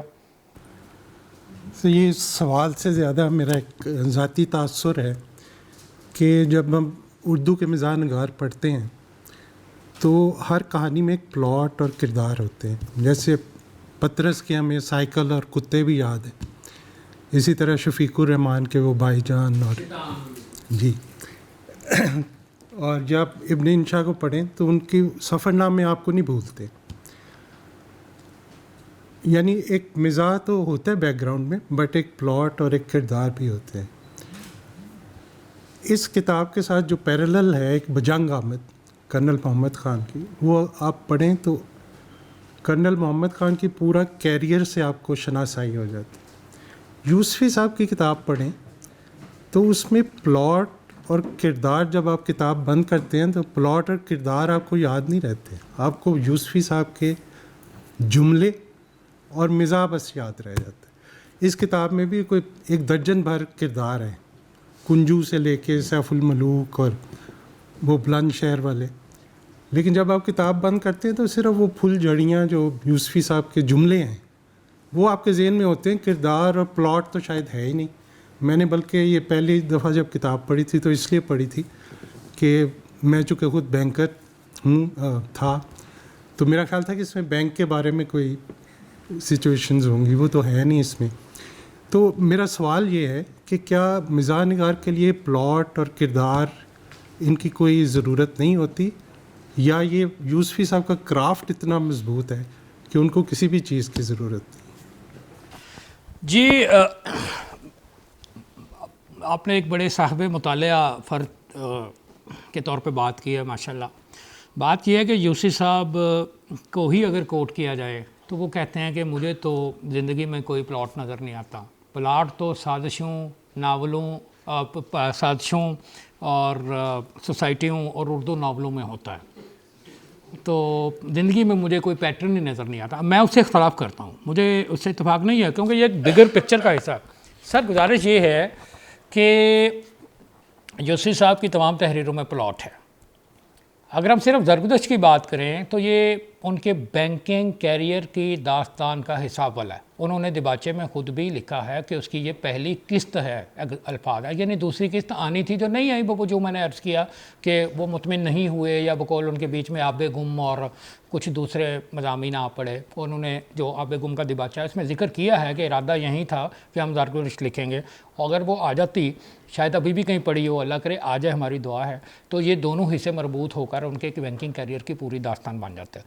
دوسری بات یہ ہے کہ میں گزارش کروں گا کہ اس کتاب کو صرف جملوں، چٹکلوں اور لطائف سے اوپر ہٹ کر دیکھنے کی ضرورت ہے. عام طور پہ یہ ایک میچور کاری کرتا ہے جیسے کہ آپ ہیں، یا پھر ایک نقاد کا یہ فریضہ ہوتا ہے جو اس میں سے پلاٹ کو ڈھونڈتا ہے. پلاٹ اس میں ہے. پلاٹ کیا ہے کہ چیپٹر اول سے لے کے ایون دیباچہ بھی میں سمجھتا ہوں وہ پھول فلج مضمون ہے جس میں انہوں نے پوری داستان بیان کی ہے کہ میں یہ کتاب کیوں لکھ رہا ہوں اور وجہ کیا ہے. اس کے بعد آپ چلتے جاتے ہیں کہ بینکنگ کیریئر کی، تو وہ ہر ایک سٹیپ ہے ان کا، یعنی کہ بالکل ارلی، پھر اس کے بعد پریلم، اس کے بعد اس کی سیکنڈری سٹیج، اس کے بعد بینکنگ کیریئر کی میچور سٹیج، اور اس کے بعد کریکٹرز جیسے مسٹر اینڈرسن ہے، جیسے وہ جو لیڈی ہے موصوفہ، ان کا نام ہے ابھی آ جاتا ہے، وہ انہوں نے باقاعدہ بلڈ اپ کیا ہے اپنے پورے.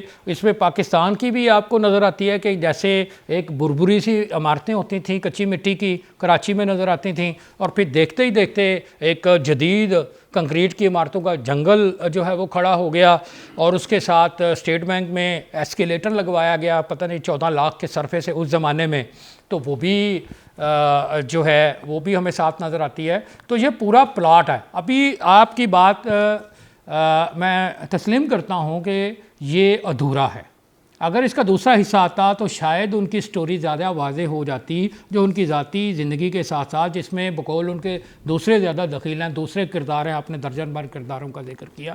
وہ آہستہ آہستہ جب آگے چلتے ہیں تو وہ ساتھ اپنی یعنی کہ آپ کو یوسفی صاحب کے بارے میں جاننے کے لیے ان کی کسی ثانی عمری کو پڑھنے کی یا ان کا تعارفی حقہ لینے کی ضرورت نہیں ہے. وہ خود بتاتے ہیں کہ میں کہاں سے آیا، کہاں گیا، پھر اس کے بعد میرے بیوی، اس کے 4 بچوں کا بھی اپنا وہ ذکر کرتے ہیں، پھر الہی بخش کا بھی وہ ذکر کرتے ہیں، اپنی تعلیم بھی انہوں نے بیان کر دی ہے، اپنا کریکٹر بھی بیان کر دیا ہے. مثلا میں انڈیا میں ڈپٹی کمشنر تھا، اور یہاں پہ یا میرے ساتھ کوئی اس طرح سے اگر بات نہیں کرتا تو تم جب ڈپٹی کمشنر تھے بتاؤ کسی سے سیدھے منہ بات کی؟ تو اس طرح کی سارا وہ کیریئر ڈیولپ ہے. لیکن مطلب میں کومنٹ آپ پہ نہیں کر رہا، لیکن اس کے لیے عام ایک جو قرأت ہے کتاب کی یا پڑھت ہے، اسے اوپر اٹھ کے دیکھنے ضرورت ہے. اور یہ ہوتا ہے کسی بھی بڑی کتاب کے ساتھ کہ اس کو ملٹیپل ٹائم جب پڑھا جاتا ہے تب یہ واضح ہوتی ہے کہ یہ ایک بگر پکچر میں کہاں فٹ ہو رہی ہے، کیا اس کے کریکٹرز ہیں، کیا وہ سٹوری لے کر جا رہے ہیں. وہیں پلاٹ ہے جو آگے اس کو سٹوری کو آگے بڑھاتا ہے اور لے کے جاتا ہے. یعنی کوئی بھی اگر ہماری اپنی زندگیوں میں بھی اتفاقات کا ذکر کیا جائے جس کو ہم اتفاقات کہتے ہیں، تو وہ اتفاقات نہیں ہوتے. بہت ساری چیزیں جب ملتی ہیں تو ایک خوشگوار واقعہ جنم لیتا ہے. بہت ساری چیزیں جب اکٹھی ہوتی ہیں تو ایک ناخوشگوار واقعہ جنم لیتا ہے. لیکن ہمیں اس کی سمجھ شاید بڑی دیر سے آتی ہے عام طور پہ.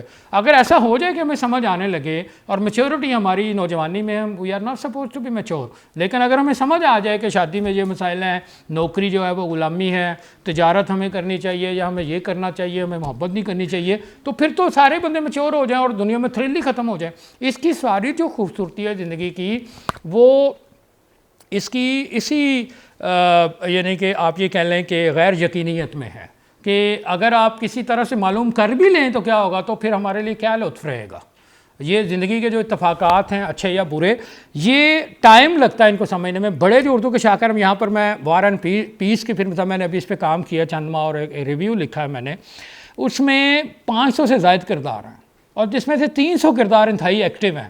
اور جو بات میں بتانا چاہتا ہوں کہ فیض صاحب نے امرتا پریتم کو اپنے ایک پنجابی انٹرویو میں جو شیما مجید صاحبہ نے شائع کیا ہے، ایسے فیض کے انٹرویوز جو کم ملتے ہیں، اس نے جو 3-4 باتیں کی وہ شاید نئی ہوں یا آڈینس کے لیے. ایک یہ تھی کہ میں 6 باری روس گیا، میں 3 باری سارتر نو ملیا ہاں، اور میں 13 باری وار اینڈ پیس پڑھیا.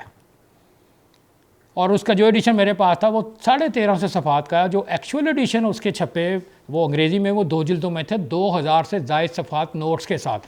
اب یہ دیکھیں فیض صاحب عدیم الفرصت آدمی تھے، انہوں نے 13 دفعہ اس کو پڑھا، اور ان کی شخصیت میں ٹالسٹائی کا انتہائی اس کی درویشی کا گہرا اثر ہے، ان کی شاعری میں اثر ہے، وہ جتنے انسان دوست اور نرم خو آدمی تھے وہ سارا نظر آتا ہے. تو لٹریچر اس طرح سے بندے کے اوپر اثر کرتا ہے. اور آپ جب ٹالسٹائی کو پڑھتے ہیں، آپ تو درجن بھر کرداروں کا ذکر کر رہے ہیں، اس میں جب 500 سے زیادہ کرداروں سے آپ کا واسطہ پڑتا ہے، پہلی قرأت میں تو آپ کو سمجھ ہی نہیں آتی. آپ کو اس کے لیے ٹالسٹائی کو خود اس کے جو اینڈ پہ نوٹس ہیں وہ پڑھنے پڑتے ہیں. آپ کو اس کے لیے شروع میں جو گلوسری اینڈ میں ہے، اور اس کے علاوہ شروع میں پری لاگ ہے، یا بعد والے جو اس طرح کے ہوتے ہیں مضامین جو وضاحت کرتے ہیں، وہ سارے دیکھنے پڑیں گے. اس کا پورا انڈیکس دیکھنا پڑے گا کہ کیا لفظ کہاں آیا، اس کا مطلب کیا بنتا ہے. پھر آپ کو یہ ایسے جزیات ہیں، کریکٹرز ہوں یا واقعات ہوں، یہ جزیات ہیں. یہ جب آپ اس کو زوم آؤٹ کر کے دیکھتے ہیں تو یہ بہت بڑی پکچر آپ کے سامنے بنتی ہے. جیسے یہ کتابیں یہاں پہ موجود ہیں، ڈیفینیٹلی ایسے اسکالرز ہیں، مطلب ظاہر ہے جاوید غامدی صاحب کی ہم بات کریں کہ وہ ان ساری چیزوں سے گزرے ہیں. تو پورے اسلام کی ایک بگر پکچر وہی بندہ دے سکتا ہے جس کی ان تمام نوینسز کے اوپر بڑی گہری نظر ہو اور وہ ایکچولی اس سمندر میں کودا ہو. یوسفی صاحب بھی اس سے مستثنا نہیں ہے. وہ اصل آپ کے سوال کا میرے خیال میں جواب یہ ہوگا، یوسفی صاحب کا کام ادھورا رہ گیا ہے. بدقسمتی سے یہاں ہر رائٹر کا کام ادھورا رہ گیا ہے. اس کی وجہ یہ کہ ہم اپنی تہذیب، اپنے تمدن، اپنے نیشنلزم کے ساتھ چل رہے ہوتے ہیں. اردو کی آڈینس کتنی ہے کہ آپ کہیں یہاں 50,000 کتاب چھپے گی اور میں صرف کتابیں لکھتا رہوں گا؟ ایسا نہیں ہو سکتا. جو ترقی یافتہ زبانیں ہیں، مثال کے طور پہ جو بائبل ہے، اس کے 100 ایڈیٹر بیٹھتے ہیں اور 10 سال بعد اس کا نیا ورژن آتا ہے. جیسے بائبل کا کنگ جیمز ورژن ہے، اس کی اتنی زیادہ وہ کرسپی لینگویج ہے اور اس قدر یعنی ایسے لگتا ہے جیسے یہ لفظ نہیں ہے، یہ کندہ کاری کی ہوئی ہے. اتنا وہ زیادہ اس کو ایک زبان کے اوپر وہ محنت کرتے ہیں. اب یہاں رائٹر کیوں محنت کرے؟ یعنی جو موٹیویشن ہے، ہم کہہ سکتے ہیں کہ جو میری سیلف موٹیویشن ہے وہ کتنی ہوگی، اس کا ایک کوٹا ہوگا نا. تو اس کے پیچھے جو آپ نے اس کو فل کرتے رہنا ہے وہ کہاں سے آئے گا؟ آپ کو جب روزانہ تہذیبی اور تمدنی صدمات پہنچتے رہیں، نیشنل لیول کے اوپر آپ کے لیے کوئی بڑی موٹیویشن نہ ہو، کوئی ایسا واقعات نہ ہو رہے ہوں جو آپ کو انبساط کی اور ایک مسرت کی کیفیت سے دو چار رکھیں، آپ اوپر کیسے جا سکتے ہیں؟ آپ اس کے لیے ناگزیر طور پھر عالمی برادری کا حصہ بنتے ہیں کہ وہاں سے آپ کو ملے، عالمی ادب سے کوئی چیز ملے، تو وہ کتنی ہماری پہنچ ہوگی.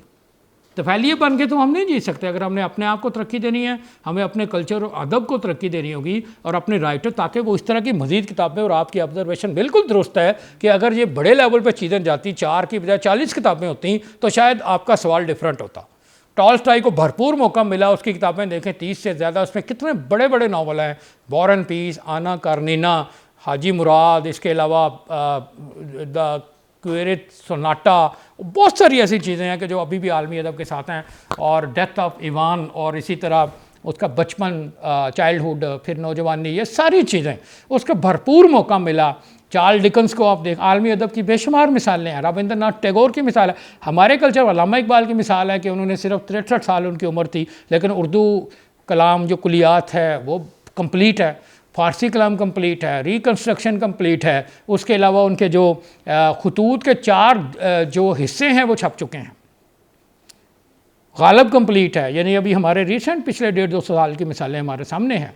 तो जब भी किसी राइटर को भरपूर तहज़ीब में मौका मिलेगा, उसका काम इस तरह से अधूरा नहीं होगा जिसकी तरफ आपने दुरुस्त तौर पर इशारा किया। जी अस्सलाम वालेकुम। It's a great experience listening to you. ये मेरा कमेंट है, उस पर आप ज़रूर फरमाइएगा कि जब कौम ज़वाल पजीर होती है तो लैंग्वेज भी ज़वाल पजीर होती है साथ। मसलन मुसल्ली लफ्ज़ है बड़ा आम, हम मुसल्ली नमाज़ पढ़ने वाले को कहते हैं, हमारा मुसल्ली अब स्वीपर को हम कहते हैं, या खाने सामा था खानसामा बन गया, तो इस पर आप कुछ फरमाएंगे? जी बिल्कुल, ये कौमें जब ज़वाल पजीर होती हैं तो वो अपने हाथों से भी खुद तबाही करती हैं। यानी एक हमारा ये होता है किसी घर के अंदर, जैसे आप सदमे का शिकार हों तो आप दोहत्तर मारना शुरू कर देते हैं, अपनी चीज़ों को गिराते हैं, तोड़ते हैं, बर्तन भांडे सब भन देते हैं आप। तो इसी तरह से ये खुद शिकस्तगी की या ज़वाल आमादगी की कैफियत है कि हम खुद से कह रहे होते हैं कि हमारे अब जीने का कोई फ़ायदा नहीं है, और दूसरे तो चाहते ही हैं कि आप मर जाएं, आप ज़िंदा ना रहें। ये हमेशा से ये एक कशमकश जो है ये दुनिया के अंदर जो है वो हमेशा से जारी और सारी है, इसके लिए ज़्यादा मिसालें देने की ज़रूरत नहीं है। अच्छा, दूसरे ये जो अल्फाज हैं इन्होंने ज़िक्र किया, जैसे टीपू कुत्तों का नाम वो रख देते थे, इसलिए कि टीपू ने सबसे टफ टाइम दिया था। इकबाल ने उसके बारे में कहा था कि तरकश मारा खदंग आखिरी, कि हमारे तरकश का आखिरी तीर, और जितना उसने टफ टाइम दिया उसकी वजह से उन्होंने टीपू और ये खाने सामा उसी के वो अहदेदार थे। इसी तरह से और बहुत सारी जो अलामात थी, जैसे पगड़ियाँ थी वो बैरों को पहना दी गई, चौकीदारों को पहना दी गई। इसी तरह से हमारा जो सूबेदार था बेसिकली ये गवर्नर था, लेकिन सूबेदार हम अपने तीसरे दर्जे के एहलकार को कहते हैं।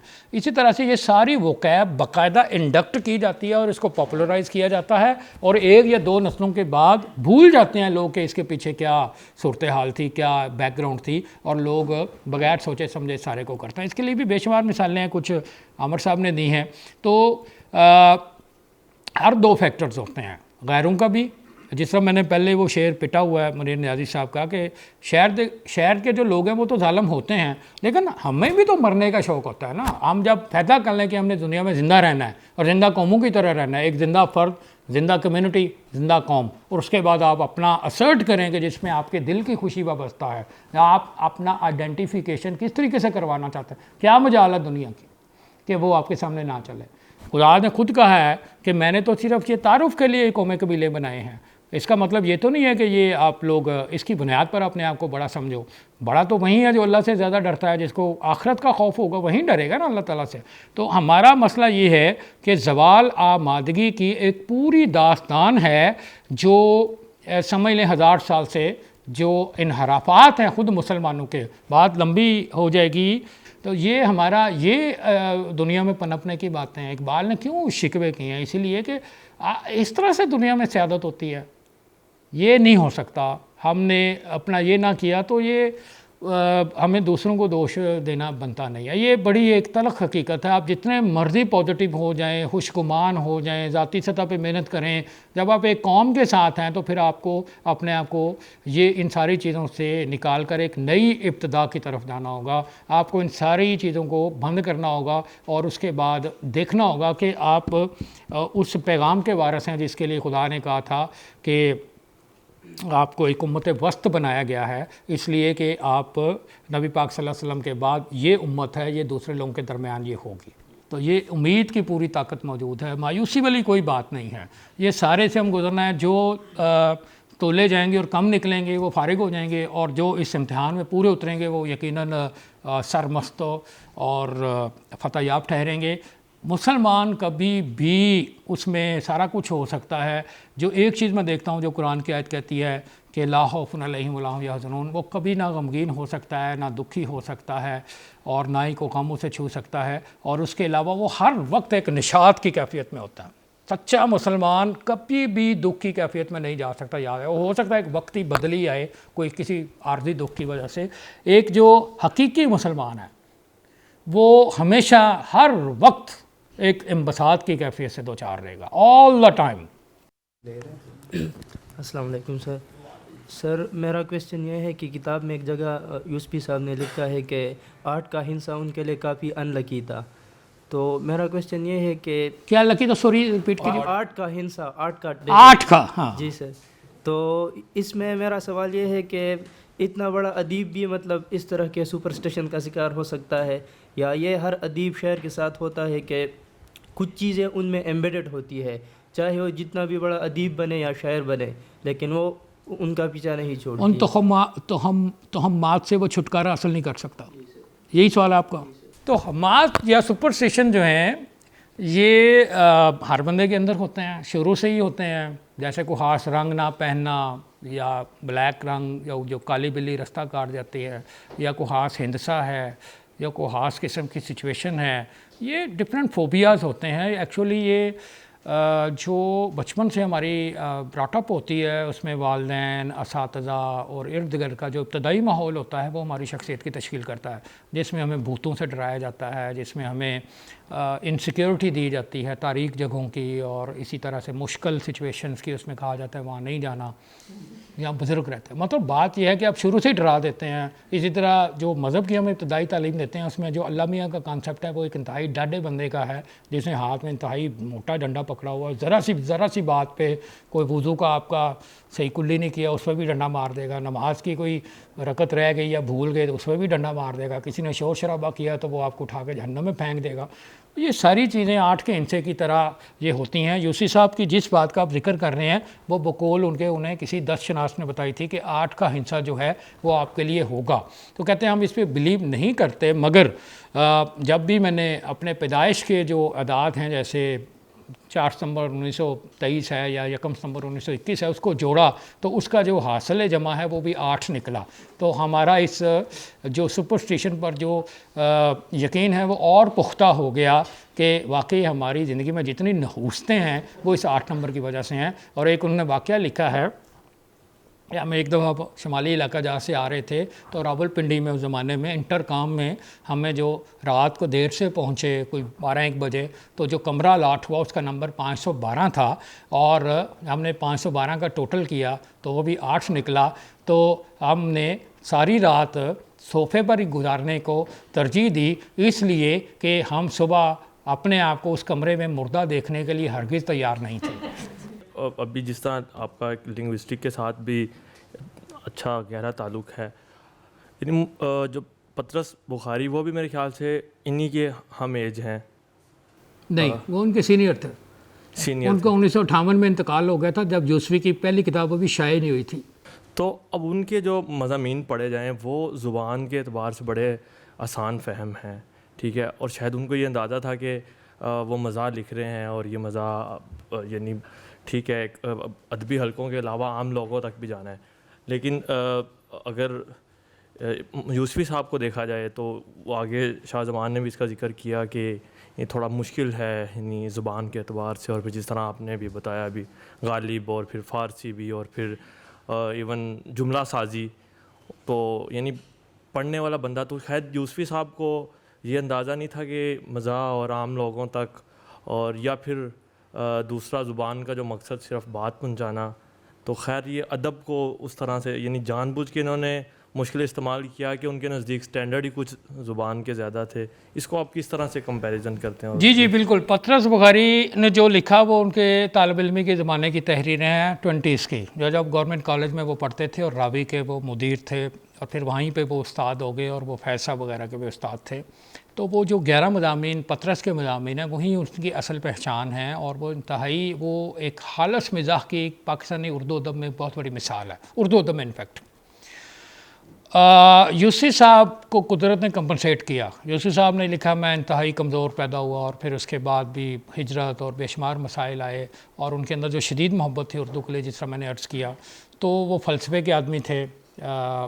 यहाँ फ़लसफ़े के हवाले से जिन्होंने बात की, आपने बात की, और फिर लॉ उन्होंने किया, तो वो तबीयत में मुश्किल पसंदी आ गई। और एक बहुत अहम बात आप के लिए बड़ी दिलचस्प शायद हो कि वो सारी सारी रात जागते रहते थे अल्सर की वजह से, और वो शदीद तकलीफ़ से गुज़रते थे और मल्टीपल बुराइयाँ थी जिसका ज़िक्र उन्होंने अपने शाम शेर यारा के एक मज़मून में भी किया।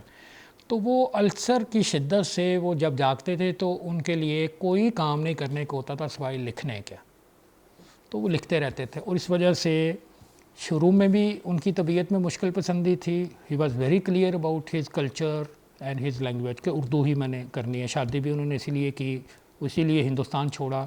तो वो लिखते रहते, बार बार लिखते। आखिरी दिनों में भी जब इंतहाई नकाहत थी तो वो 1 सफ़ा या 2 सफ़ा लिखते थे। अच्छा, वो ये था कि वो जब टाइम इतना होता है और आपके अंदर शदीद तकलीफ़ होती है तो आपको ज़्यादा मौका मिलता है पढ़ने। अगर आप फ़र्ज़ करें रात में सिर्फ 3 घंटे सोते हैं तो बाकी तो कुछ आप करेंगे ना। नॉर्मली हमारी जो नींद है वो 7 से 8 घंटे है। अच्छा, अब आप रात को 3 घंटे से ज़्यादा, मेरे पे एक ऐसा दौर गुजरा है, तो आप क्या करेंगे? आप वॉक करते भी थक जाएंगे, आप नमाज़ पढ़ लेंगे, आप दुआएं कर लेंगे, फिर आप कहेंगे अभी तो सुबह बड़ी दूर है, तो फिर क्या करें? आप मोबाइल देखेंगे, उस पर पढ़ते रहेंगे, आप कोई किताब खोल लेंगे, उसको पढ़ते रहेंगे ता वक्त के सुबह की अजान हो। यूसी साहब नमाजी भी थे और वो सारा कुछ ये लिखते रहते थे। लाशौरी तौर पर जो उनका वो आला मुतालिया वो करते थे ज़ुबानों का। अच्छा, फ़ारसी उन्हें बिल्कुल नहीं आती थी, उन्होंने खुद लिखा है, तो लेकिन उर्दू ज़बान इतनी ज़्यादा पढ़ी, अंग्रेज़ी ज़बान इतनी ज़्यादा पढ़ी, उसमें इस हद तक उन्होंने दरक हासिल किया। फ़लसफ़ा पढ़ा, लॉ पढ़ा, फिर वो AC रहे, DC रहे, तो कानून की ज़ुबान आबे गुम में ख़ास तौर पर उसकी बड़ी मिसालें मिलती हैं कि उन्होंने जज़ब कर लिया अपने अंदर, और वो फिर उसी तरह से उन्होंने लिखा, फिर लिख के रख दिया। वो चाहते थे कि एग्जैक्टली जिस तरह से मैं चाहता हूँ बात करना, मैं वही बात करूँ। उनसे एक दफ़ा रावी में ही सवाल किया गया इंटरव्यू में, जो उनका छपा है लाइब्रेरी से आपको मिल जाएगा, कि उन्होंने कहा जी कि यूसुफ साहब आपकी 3 किताबों के बाद कोई किताब नहीं आई या 4 किताबों के बाद कोई किताब नहीं आई, तो लोग आपको पढ़ना चाहते हैं। यूसुफ साहब ने जवाब दिया था कि ये लोगों का मसला है, मेरा मसला ये है कि मैं क्या लिखना चाहता हूँ, और उससे भी बड़ा मसला मेरा ये है कि मैं क्या छपवाना चाहता हूँ। तो ये यूसी साहब की जो इसमें है ना, ये शौरी है। यूसी साहब को क्राफ्ट का मास्टर कहा जाता है। शकील आदल ज़ादा ने कहा कि ये टोटली क्राफ्ट्समैनशिप है, यानी इसमें नेचुरल मिजाज या सिचुएशनल कॉमेडी या फितरी मिजाज जिसको हम कहते हैं वो नहीं है। ये पढ़े लिखे बंदे का शौरी मिजाज है। यूसी साहब बखूबी इस हकीकत से वाकफ़ थे कि हो सकता है 2 नस्लों के बाद मुझे पढ़ने वाला कोई ना रहे और मैं क्लासिक बन के रह जाऊँ, एक कम्युनिटी मुझे पढ़े या यूनिवर्सिटियों के निसाब में दाखिल कर दी जाए मेरे किताब। तो वो बिल्कुल अवेयर थे। उसका सबूत ये है कि जिस तरह ये सारी अलमारियाँ हैं, यूसी साहब के घर में भी 40,000 से ज़्यादा किताबें थीं। तो एक इंटरव्यू निगाह डॉन वाला उनके पास गया जो उस ज़माने के रिव्यू में छपा, तो उसने कहा जी कि ये किताबें आपके बच्चे तो उर्दू नहीं पढ़ सकते, तो ये ज़्यादातर उर्दू किताबें हैं या अंग्रेज़ी हैं। तो उन्होंने कहा कि हाँ मैंने अलमारियाँ ये ख़ास तौर पे बनवाई हैं, इसके नीचे मैंने पहिए लगवाए हैं और इसके जो कील लगे हुए हैं वो इतने हैं कि थोड़ी सी कोशिश है आसानी से वो निकल आते हैं। उनके जी वो क्यों? इसलिए कि इसको रिमूव करना आसान हो और ये आसानी से किसी लाइब्रेरी में या कबाड़िए के पास चली जाए। उनके ये तो बड़ी तकलीफ़ बात है कि आपने सारी ज़िंदगी अदब पढ़ा और आपकी किताबें अदब पारे हैं। तो कहते हैं हाँ तकलीफ़ तो है, लेकिन ये हकीकत भी है कि नई नस्ल कहाँ पढ़ेगी ये सारी चीज़ें। आप में से कितने लोग हैं जो मुझे पूरी बहादुरी से कह सकते हैं कि इसमें से कितने % किताबें आपकी नज़र से भी गुजरी हैं या इन्हें उठा के भी आपने देखा है? कितने नए लोग हैं जो आके ये जुर्रत करें कि हाँ मैं ये पढ़ूंगा, जैसे हमदी साहब ने किया था। अच्छा, दूसरी बात ये है, आखिरी पहलू, जब भी कोई अदब की बड़ी किताब लिखी जाती है या कोई तहरीक शुरू होती है, कोई भी बड़ा वाक़या होता है, तो वो शुरू में मुश्किल होता है, उसके लवाजमात बहुत सारे होते हैं। 1995 में इसी इदारे ने, उसका नाम उस वक्त और था गालिबन दानिश-ए-सराय, यहाँ मॉडल टाउन में पार्क में या किसी यहाँ पे ई ब्लॉक में शायद एक तरबियत गाह करवाई थी 95 में। वहाँ पर जावेद गामदी साहब से ये सवाल हुआ था, उसकी दास्तान इशराक के पुराने शुमारों में ज़माने के मौजूद है कि आपकी किताबें बड़ी मुश्किल हैं, जो कुछ वक्त मिज़ान के कुछ हिस्से छप चुके थे या कुछ और छोटी मोटी चीज़ें थी, वही बाकायदा किताबें 2000 के बाद आनी शुरू हुई। تو انہوں نے کہا تھا کہ ابتدا میں ہمیشہ چیزیں مشکل ہوتی ہیں، پھر وہ جب اس کو کثرت سے پڑھا جاتا ہے تو وہ تسہیل ہوتی ہے. رائٹر کی اپنی کتابوں، ابتدائی کتابوں کے مقابلے میں اس کی بعد والی جو کتابیں ہیں وہ زیادہ سموتھ ہوتی ہیں، زیادہ سہل ہوتی ہیں، زیادہ کمپریہنسیبل ہوتی ہیں. اور اسی طرح سے جیسے غالب کو آپ دیکھیں تو شروع کی شاعری انتہائی مشکل ہے، اور جب بعد کی شاعری آپ دیکھتے ہیں تو وہ اس قدر آسان ہو جاتی ہے کہ وہ کہتا ہے کہ کعبے کس منہ سے جاؤ گے غالب، شرم تم کو مگر نہیں آتی. اور شروع کی شاعری آپ دیکھیں جو دیوان میں ہے تو وہ کہتا ہے کہ شوق ہمارے شوق کے ساقی رخ خیز اندازہ تھا. یا اسی طرح سے وہ اس کا ایک اور ہے کہ گھر تجھ کو ہے یقین عجابت دعا نہ مانگ، یعنی بغیر یک دل بے مدعا نہ مانگ، آتا ہے داغ حسرت دل کا شمار یاد، مجھ سے میرے گناہ کا حساب ہے خدا نہ مانگ. اس کو بھی سمجھنا مشکل ہے، حالانکہ یہ صاف صاف اردو میں کہنے کا مطلب یہ ہے کہ شروع میں چیزیں مشکل، اس کے بعد آسان ہوتی ہیں. پطرس کا معاملہ بالکل ڈفرینٹ ہے. پطرس کے بارے میں یوسف صاحب نے کچھ کہا کہ آج بھی پطرس وہ واحد ادیب ہے کہ جہاں میں کہیں پھنس جاتا ہوں میں مضامین پطرس اٹھاتا ہوں اور میرے ذہن کو وہ ایک نئی روشنی دے جاتا ہے. مطلب زندگی میں آپ اپنے آپ کو ڈسکور کرتے ہیں، کبھی بہت لیٹ کرتے ہیں ڈسکور. مثلا میری 60 سال عمر ہے اب.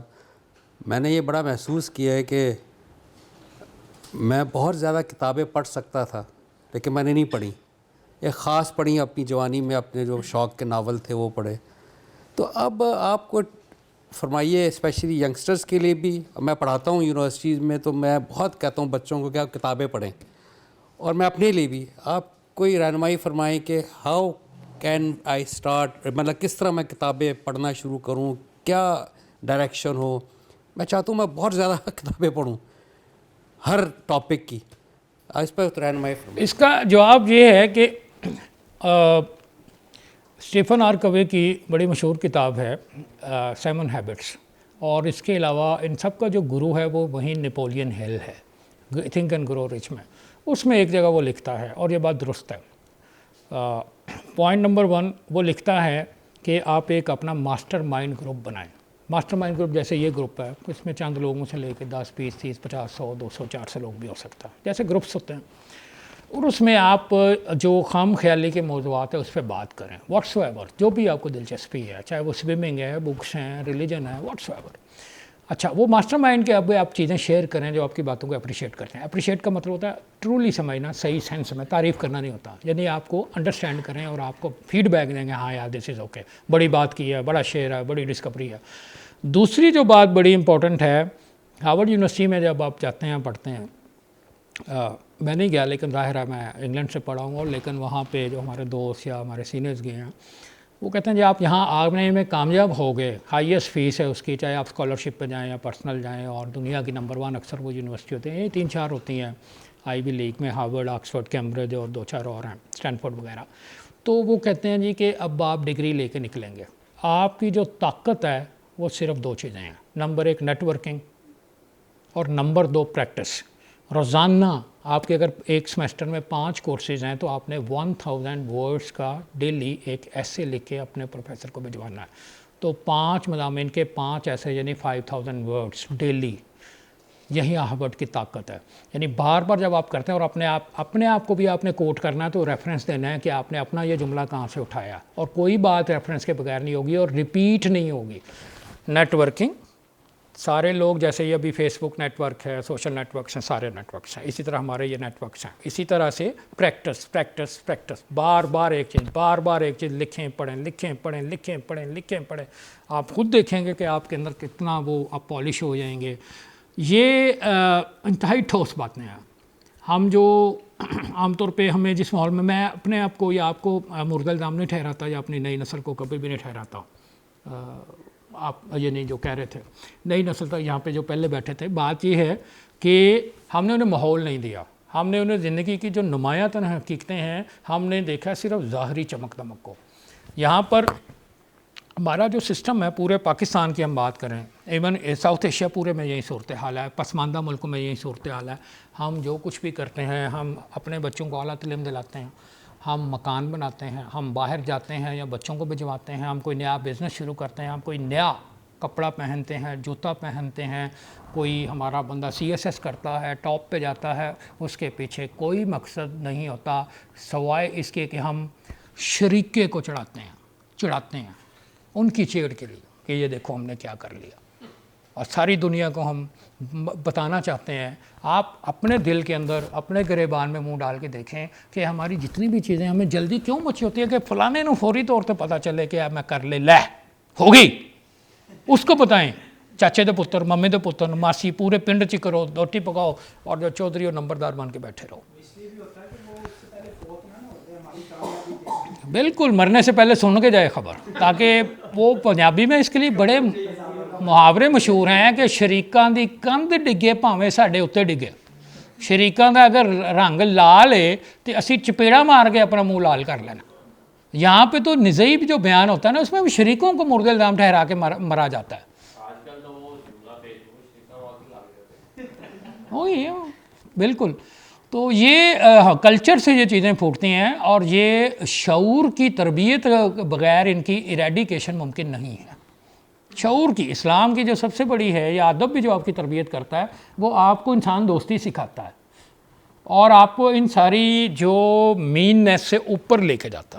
اور یہ شعوری کا ہوش ہے. یہ آپ کے نا کوئی بندہ پیدا ہوا ہے تو وہ بڑا وہ تھا، وہ ہو سکتا ہے پوری انسانیت میں 5% لوگ بھی نہ ہوں، 1% بھی نہ ہوں. آپ نے شعور کی تربیت کرنی ہے. اپنی ادب اس کا ایک بہت بڑا ذریعہ ہے. اور جو بڑا ادیب ہے، چاہے وہ یوسفی صاحب ہوں، فیض صاحب ہوں، اقبال ہوں، ٹالسٹائی ہو، چارلز ڈکنز ہو، یا دنیا کے جتنے بڑے ادیب ہیں اور یہ شاعر ہیں یا مذہبی اسکالرز ہیں جنہوں نے دنیا کی استادانہ تربیت کی ہے، وہ ہمیں اسی ایک چیز کا سبق دیتے ہیں کہ لو دی نیبر. سر اکثر علمی ادبی حلقوں میں یہ بات ہوتی ہے کہ ہم ایک کمپیریزن کرتے ہیں کہ جو لاسٹ سینچریز کے جو رائٹرز تھے لائک ممتاز مفتی، راجہ گد، بانو قدسیہ، ان سب لوگوں کو جب ہم کمپیئر کرتے ہیں آج کل کے دور سے، آئی ڈونٹ نو مجھے نام لینا چاہیے کہ نہیں، عمیرہ احمد اور یہ نمرہ احمد وغیرہ کے لٹریچر سے، تو وہ لوگ کہتے ہیں کہ ہماری جو نئی نسل ہے وہ خراب ہو رہی ہے اس لٹریچر سے، لٹریچر کا وہ اسٹینڈرڈ قائم نہیں رہا. بٹ کچھ لوگ اس کے ڈیفینڈ میں کہتے ہیں کہ آپ کیسے ثابت کیسے کر سکتے ہیں، مطلب وہ کیا سٹینڈرڈز ہیں جن کی وجہ سے آپ ثابت کریں گے کہ پچھلا جو لٹریچر ہے وہ اچھا ہے اس لٹریچر سے. کیا یہ واقعی بحث بنتی ہے اور اس طرح سے ہونا چاہیے کہ نہیں؟ بالکل صحیح بات ہے. پہلے تو میں گزارش کروں گا کہ جو ادبی سوالات ہیں وہ ان کا جواب دینا کبھی بھی 2+2=4 کی طرح نہیں ہوتا. Never ever. This is not a mathematical question.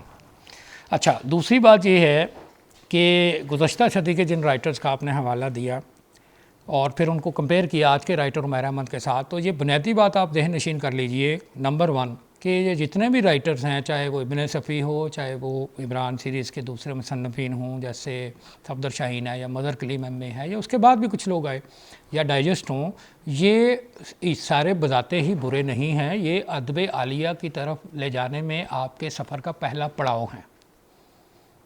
جو لوگ ان کو پڑھیں گے صحیح معنوں میں، ان کے اندر ادب عالیہ کی تفہیم پیدا. وہ ضروری نہیں اردو ادب کی پڑھیں، میں بھی وہ انگریزی ادب کی طرح یا دنیا کا ورلڈ بیسٹ لٹریچر ہے اس کی طرف وہ چلے جائیں.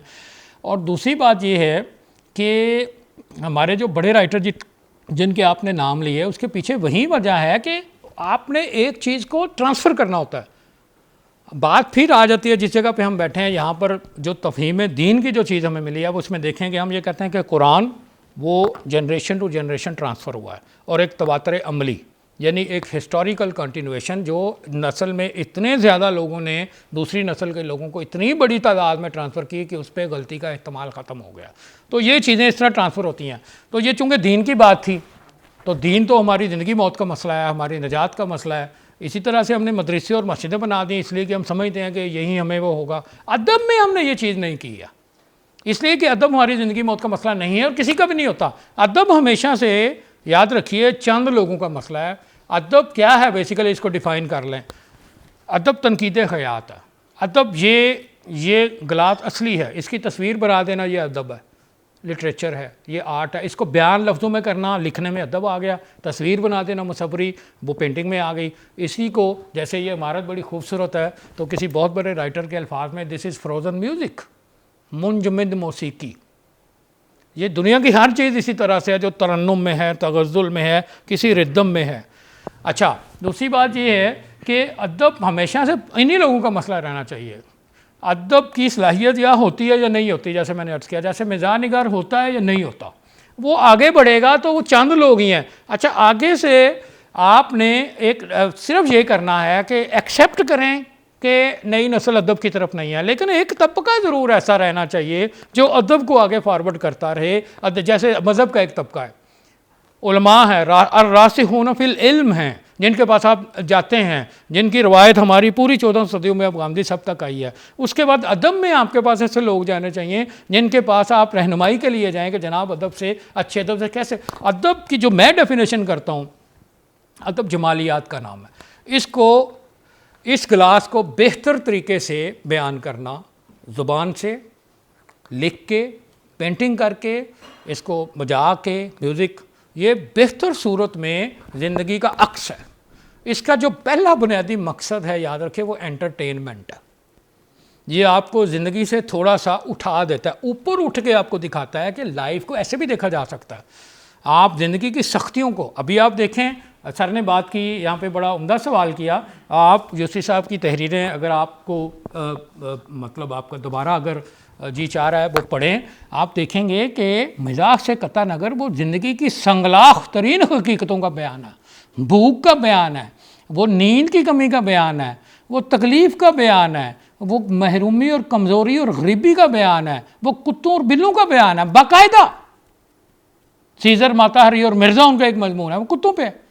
اسی طرح سے اس میں ایک مصرع بھی ہے پطرس بواری کے حوالے سے، انہوں نے لکھا ہے کہ میری نظر میں کتوں کی تخلیق کا صرف ایک مقصد تھا کہ پطرس اس پر ایک لاجواب مضمون لکھے، تو یہ مقصد چونکہ عرصہ ہوا پورا ہو چکا، لہذا اس مخلوق کو زندہ رہنے کا اب کوئی حق نہیں.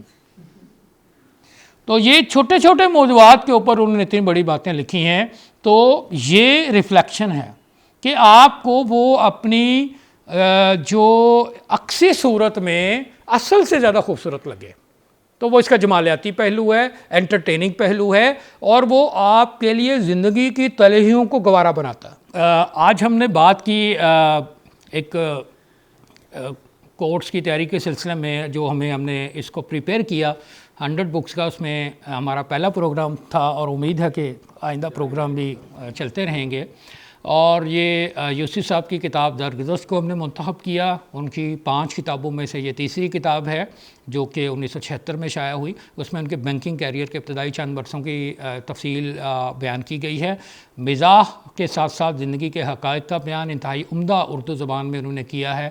اردو کی ایک شاہکار کتاب ہے. ہم نے اس کے مختلف پہلوؤں پہ بات کی، ہم نے یوسف صاحب کی زندگی کے حوالے سے بات کی، ہم نے اردو ادب کو بھی تھوڑا سا ذرا وائڈر پرسپیکٹو میں بات کی، ہم نے پاکستان کے ساتھ اس کو ریلیٹ کیا، ہم نے اردو اور نیشنلزم کا ایک رشتہ وہ دریافت کرنے کی کوشش کی، ہم نے ادب کی افادیت کے اوپر بات کی، ہم نے اس کو کلچرل کانٹیکس میں رکھا، اور اس کے علاوہ مجموعی طور پر یہ علم و ادب کی ایک بڑی، میں سمجھتا ہوں ایک مخصوص محفل، ایک خاص ہے، ایک چنیدہ ہے، جس میں اتنے پڑھے لکھے لوگوں کے ساتھ مجھے ایک انٹریکٹ کرنے کا موقع دیا گیا، جس کے لیے میں المورد کا، شاہ زمان صاحب کا، اور خاص طور پہ عمر اقبال یزدانی صاحب جن کی وجہ سے مجھے یہ آج موقع ملا، انتہا درجے کا میں شکر گزار ہوں. اور امید ہے کہ آئندہ بھی آپ کے ساتھ اس طرح کے جو